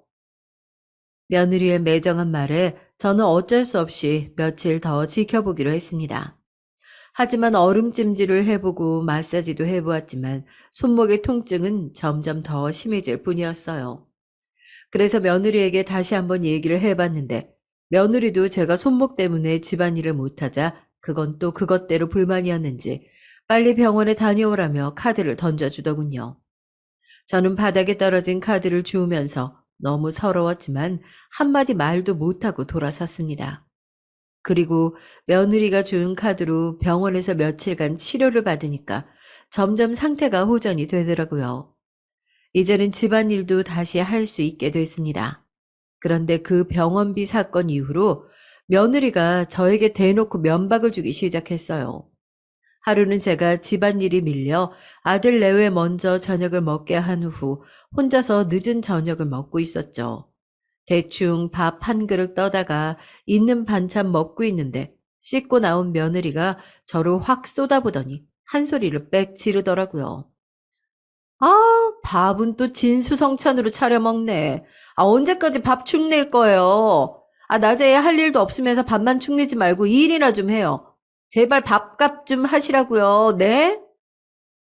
저는 며느리의 말에 깜짝 놀라 먹던 밥 숟가락을 떨어뜨렸습니다. 순간 내가 왜 이런 취급을 당해야 하나 너무 서러웠어요. 내가 집도 해주고 재산도 전부 다 줬는데 밥 한 술 뜨는 게 그렇게 아까울까요? 분명 예전에는 애교도 많고 이쁜 짓도 많이 하던 며느리였는데 지금은 그저 저를 식충이로만 보고 경멸하는 그런 사람이 되어 있었습니다. 저는 목에 뭐가 콱 막힌 듯 넘어가지 않던 밥을 치우고 자리에서 일어났어요. 밥값이라고 했니? 밥값 충분히 하지 않았니? 내가 사준 집에서 내가 가정부 노릇하며 이날 이때껏 살고 있는데 이 정도도 부족해? 그러자 며느리는 잠깐 꿀먹은 벙어리가 되더니 돌아서는 제 뒤통수에다 대고 또 중얼거리더군요. 밥은 또 왜 남기고 난리야? 아까운 줄 모르고 아우 속 터져. 저는 며느리의 혼잣말을 들었지만 애써 모른 척하며 방으로 들어갔습니다. 그리고 서러운 마음에 이불 속에서 얼마나 숨죽여 울었는지 몰라요. 그리고 저는 그날 이후로 일자리를 알아보기 시작했습니다. 내가 억울해서라도 다시 일해야겠더라고요. 지가 손주 봐달라고 간청하는 탓에 그 좋은 회사도 그만두고 눌러 앉은 건데 이제 와서 쓸모없는 뒷방 늙은이 취급이라니요. 그리고 며느리가 저를 구박할 때마다 옆에서 한숨만 쉬는 아들도 내심 제가 다시 일하기를 바라고 있는 것 같더라고요. 내가 지를 어떻게 키웠는데 괘씸한 마음에 매일 밤잠을 설쳤습니다. 이럴 줄 알았으면 재산을 다 주지 말 걸 하고 후회도 해보았지만 이미 다 지나간 일일 뿐이었어요. 저는 하루라도 빨리 일자리를 구해서 더 이상 저것들한테 기 안 죽고 떵떵거리며 살고 싶었지만 나이가 나이인지라 뽑아주는 곳이 없더군요. 나름 전에 다니던 회사에서 많은 연봉을 받고 다녔어서 같은 직종에서 경력을 인정받아 들어가고 싶지만 쉽지 않았습니다. 그래서 어쩔 수 없이 몸쓰는 일을 알아볼 수밖에 없었어요. 그러던 중 어느 제조회사에서 구내식당 주방 보조를 뽑는 공고를 보게 됐습니다. 주방 일은 아들이 어렸을 때 잠깐 해본 적이 있어서 얼마나 힘든지 알고 있었지만 눈칫밥 먹고 사느니 몸이 힘든 게 낫다 싶어서 지원해봤죠. 면접 보러 오라는 말에 가보았는데 이름은 처음 들어봤지만 꽤 규모가 있는 회사더라고요. 회의실에서 담당자와 면접을 보고 있는데 회의실 창문 밖에서 누군가가 쳐다보는 느낌이 들었어요. 하지만 고개를 돌려보았을 때 아무도 없길래 그냥 저의 착각인 줄로만 알았습니다. 그리고 면접이 끝난 다음 날 아쉽게도 채용하지 않기로 했다는 문자를 받았어요. 저는 낙담할 시간도 없이 다른 일자리를 알아봐야 했죠. 한창 다른 일자리가 없나 보던 중 모르는 번호로 문자가 한 통 와 있었습니다. 방금 탈락한 문자 보낸 회사의 관리자인데 혹시 내일 따로 면담 좀 할 수 있냐고 묻는 문자였어요. 탈락한 회사에서 굳이 왜 면담을 하는지 의아하지만 혹시나 추가 채용 같은 게 있을까 싶어 알겠다고 답장을 보냈습니다. 그리고 다음 날 약속한 시간에 그 회사 앞 커피숍으로 갔어요. 앉아서 기다리고 있는데 멀리서 한 중년의 남자가 저를 향해 다가오는 것이 보였습니다. 그 남자의 이목구비가 눈에 들어온 그 순간 저는 그가 누군지 한 번에 알아봤죠. 세상에 그 남자는 저의 전 남편이었습니다. 희끗해진 머리에 주름이 진 얼굴이었지만 한눈에 알아볼 수 있었죠. 전 남편은 성큼성큼 걸어오더니 머뭇거리며 제 얼굴을 한참이나 쳐다봤어요. 저는 영문은 알 수가 없었습니다. 아니, 당신이 여기 어떻게... 많이 놀랐지? 다행이다 만나서. 중후해진 그의 목소리를 듣자 지난 세월이 머리에 스쳐 지나가는 듯 했습니다. 전 남편과 헤어진 지도 벌써 20년. 정말 사랑했지만 시댁의 괴롭힘으로 인해 견딜 수 없어 이혼할 수밖에 없었던 지난 날이 떠올랐어요. 저는 알 수 없는 감정이 휘몰아쳐서 저도 모르게 눈물이 차오르는 걸 느꼈습니다. 전 남편도 마음이 복잡한지 안절부절하며 말을 겨우 잇더군요. 잘 살고 있는 거지? 우리 상준이도 벌써 30살이 넘었겠네. 20년 전 당신이랑 상준이 그렇게 보내고 내가 정말 얼마나 힘들었는지 몰라. 우리 부모님 원망도 참 많이 했지. 몇 번이고 당신 찾아서 가고 싶었지만 혹시 또 나 때문에 당신 힘들게 할까봐 여태까지 참았어. 그런데 이렇게 만나게 됐네. 저는 전 남편의 따뜻한 말에 눈물을 참을 수가 없었습니다. 남들이 쳐다보고 있는 줄도 모르고 주책맞게 울고 말았네요. 그리곤 도대체 여기에 어떻게 온 거냐고 물어봤어요. 그러자 그는 이렇게 말하더군요. 그건 너무나 놀라운 이야기였어요. 사실 당신이 어제 면접 본 그 회사, 내 회사야. 직원이 이력서 뽑아온 거 보니까 당신 이름이 있더라고. 그런데 정말 당신이 맞는지 확인하고 싶어서 면접 보는 도중에 회의실 창밖에서 몰래 봤는데 정말 당신이 맞더라고. 그래서 이러면 안 되는 거 알지만 당신 이력서에 있는 번호로 연락해 본 거야. 당신이 안 나올까 봐 걱정했는데 나와줘서 정말 고마워. 반가운 마음에 아무 말도 하지 못하고 울기만 했어요. 20년 전 그와 헤어진 후 잊겠다고 정말 많이 노력했는데 깨끗하게 잊고 살았다고 생각했는데 막상 눈앞에 나타나니 그때의 감정이 다시 되살아나더라고요. 전 남편은 저를 만나기까지의 이야기를 들려줬습니다.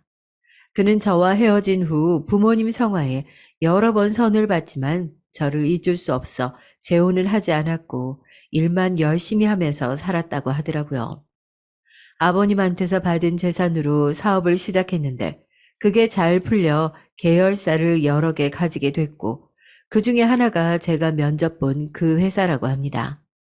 그리고 몇 년 전 부모님이 두 분 다 돌아가셔서 지금은 완전히 혼자라고 하더라고요. 저의 손을 어루만지며 한참을 얘기하던 그는 갑자기 제 얼굴을 빤히 보더니 저에게 묻더군요. 당신 근데 많이 수척해 보인다. 어디 아픈 데라도 있는 거야? 상준이가 속이라도 썩여? 저는 말해야 할지 말아야 할지 고민하다가 결국 모든 것을 얘기했습니다. 전 남편과 헤어진 후 어떻게 살았는지, 그리고 아들을 결혼시키고 전 재산을 준 후 지금 하루하루 눈칫밥을 먹으며 서러움에 매일 눈물로 밤을 지샌다는 얘기까지요. 왜 그런 긴 이야기를 늘어놓았는지 모르겠지만 그 순간 제 마음을 알아주는 사람이 있다는 것에 안도했는지 주저리 눈물 쏟으며 말하고 말았죠. 전 남편은 제 긴 이야기를 들으며 얼굴이 울그락불그락해지더니 테이블을 주먹으로 쾅 치더라고요. 네, 상준이 이놈 새끼 가만 안 둬. 아무리 내 아들이지만 지 마누라가 엄마한테 그 짓거리를 하는데 그걸 보고만 있단 말이야? 안 되겠어. 당신 지금 나랑 어디 좀 같이 가. 전 남편은 제 손을 잡아 끌어 커피숍 밖으로 나가더니 저를 차에 태웠어요. 그리고 목적지도 말해주지 않고 어딘가로 가더라고요. 저는 어디 가는 거냐고 물었지만 그는 대답도 하지 않고 화난 표정으로 운전만 했습니다. 그렇게 차로 1시간 남짓 갔을까요? 웬 한적한 동네에 차를 세우더니 저보고 내리라고 하더군요. 내려보자 물 좋고 경치 좋은 곳에 예쁜 단독주택 한 채가 지어져 있었습니다. 여보, 여기가 어디예요? 전 남편을 멀뚱멀뚱 쳐다보며 물었어요. 그러자 제 어깨를 다정하게 잡고 얘기하더군요. 당신 예전에 전원주택 지어서 사는 게 꿈이라고 했었잖아. 사실 당신이랑 헤어지고 나서 당신이랑 상준이 생각에 괴로울 때마다 그 전원주택 얘기가 생각이 나더라고. 꼭 당신을 행복하게 해주고 싶었는데 그래서 나중에라도 기회가 된다면 당신에게 사죄하고 싶어서 5년 전쯤에 지어놓은 집이야. 지금은 내가 별장으로 쓰고 있지만 그는 잠깐 말을 멈추더니 제 눈을 똑바로 쳐다보며 다시 얘기했습니다. 당신 당장 짐 싸가지고 그 집에서 나와. 내가 당신 어떤 마음으로 보냈는데 당신 그런 꼴 당하면서 사는 건 난 못 봐. 당신 상준이한테 준 전 재산 몇 배는 더 내가 당신한테 줄 수 있으니까 남은 여생 여기서 편하게 살자. 응? 이제 당신 괴롭히던 우리 부모님도 안 계시잖아.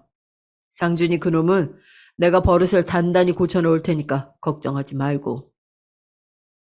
아니, 그래도 저는 그의 갑작스러운 말에 뭐라고 대답해야 될지 모르겠더라고요. 오늘 아침까지만 해도 커피 한 잔 사 먹을 수 없는 비루한 인생이었는데 갑자기 전 남편이 나타나 이렇게 꿈만 같은 제안을 하니 어안이 벙벙해서 제대로 생각을 할 수가 없었어요. 저는 아무래도 하루아침에 결정할 수 있는 문제가 아닌 것 같아서 조금만 더 생각할 시간을 달라고 했죠. 그리고는 오랜만에 전 남편과 산길을 산책하며 즐거운 시간을 보냈습니다. 집에 돌아간 후 저는 남편과 만난 것에 대해 아들과 며느리에게 입도 뻥끗하지 않았어요. 며느리는 저보고 어딜 그렇게 싸돌아다니냐면서 또 면박을 주더군요. 저는 며느리의 말을 한 귀로 흘린 후 오랜만에 편안하게 잠이 들었습니다. 그리고 그날 이후 저는 전 남편과 계속 연락과 만남을 지속했어요. 그리고 다시 합치는 문제에 대해서는 조금 더 고민이 필요할 것 같아서 차차 만나면서 생각해 보기로 했고요. 사실 20년 만에 만나서 그때의 그 감정이 남아있을 거라고는 생각도 못 했는데 제 세 번도 만나기 전에 20년 전 내가 사랑했던 그 남자가 아직도 나를 사랑하고 있다는 것, 그리고 저도 아직 그를 사랑하고 있음을 깨닫게 됐죠. 그렇게 그와 재회한 지 1시간 뒤 저는 그의 제안을 받아들이기로 했습니다. 그리고 아들 내외가 손녀딸을 데리고 나들이를 간 주말 아침, 저는 방에서 조용히 짐을 쌌어요. 워낙 가진 게 없어서 짐이라곤 옷 몇 가지 뿐이더군요. 저는 쪽지 한 장 남기지 않은 채 집을 떠났습니다. 그동안 웃을 일도 올 일도 많았던 이 집에 정도 많이 들었을 텐데 생각보다 떠나는 발걸음이 가볍더라고요. 그리고 저는 집 앞에 마중 나와 있던 그 차에 타고 그와 함께 살 그 집으로 떠났습니다. 떠나는 차 안에서 설레임과 기대감으로 마음이 붕붕 뜨더라고요. 전 남편이 준비한 그 집에 도착한 이후 저에게는 새로운 삶이 시작됐습니다. 그렇게 시간이 흘러 지금은 남편과 함께 그 집에서 지낸 지 벌써 2달째예요. 남편은 그 집의 명의를 제 이름으로 돌려주었고 편하게 쓰고 있는 대로 쓰라며 한도가 넉넉하다 못해 넘치는 카드를 제게 주었어요. 막상 또 돈이 너무 많이 생기니까 어디에 써야 될지도 잘 모르겠더라고요. 그러고 보니 짐을 싸서 이 집으로 온 날 마당에 백구 한 마리가 반겨져서 놀랐던 기억이 나네요. 제가 개 키우면서 살고 싶다는 말도 어쩜 잊어버리지도 않았는지 그의 세심한 마음에 감동하지 않을 수가 없었습니다. 집은 또 얼마나 아늑하게 꾸며놨는지 소파에 앉아 책만 읽고 있어도 따뜻한 햇살에 스르르 잠이 들 것 같은 기분이었어요. 남편이 출근하면 혼자 음식도 해먹고 강아지와 산책도 하고 나른하면 낮잠도 자기도 하면서 평온한 일상을 보내고 있었죠. 이렇게 느긋한 일상을 보낸 게 아마 난생 처음일 것 같네요. 그리고 아들과 며느리에게는 제가 집을 떠난 날부터 전화와 문자가 여러 통 왔지만 그냥 잘 지내고 있으니 신경 쓰지 말라고만 답장을 보내고 연락을 받지 않았습니다. 남편이 자기가 해결하겠다고 해서 저는 신경 쓰지 않기로 했어요. 남편은 이후에 따로 아들을 만나서 그간에 있었던 이야기를 해주고 혹시나 내 재산을 노리고 있거든 네가 정신 차리기 전엔 국물도 없으니까 그렇게 알라고 했다네요. 돈독 오른 며느리는 20년 만에 나타난 시아버지가 부자라는 사실을 알고선 어떻게든 저한테 잘 보이려고 요즘 난데없이 애정 있는 말투로 문자를 보내곤 했어요. 엄마, 며느리 안 보고 싶어요? 난 엄마가 너무 보고 싶은데. 너랑 볼 일 없다. 연락하지 말아라. 네, 제가 이 여우짓에 2번 속나요. 나중에 손녀딸에게 해줬으면 해줬지 며느리에겐 무엇을 더 해주는 일은 앞으로 절대 없을 겁니다. 솔직히 남편이 아들에게 언제까지 매정하게 대할지 저는 잘 모르겠어요. 겉으로는 매정하게 대하지만 그래도 20년 만에 만난 아들이라고 속으로는 가슴 아파하는 게 보이더라고요.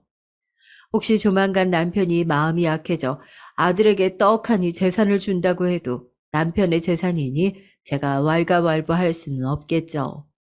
저는 그저 제가 그 집으로부터 벗어날 수 있게 된 것만으로도 너무 감사하고 만족합니다. 남편은 어쩌면 저에게는 백마탄 왕자님인지도 모르겠어요. 불행한 삶으로부터 저를 구해주었으니까요. 이런 제 이야기 정말 드라마에 나올 법하지 않나요? 저도 가끔 이게 꿈인지 생신지 헷갈린답니다. 그럼 제 이야기는 여기서 마치도록 할게요. 여러분의 인생에도 드라마 같은 기적이 일어나길 바라면서 글을 마무리하겠습니다. 행운 가득한 하루 되세요.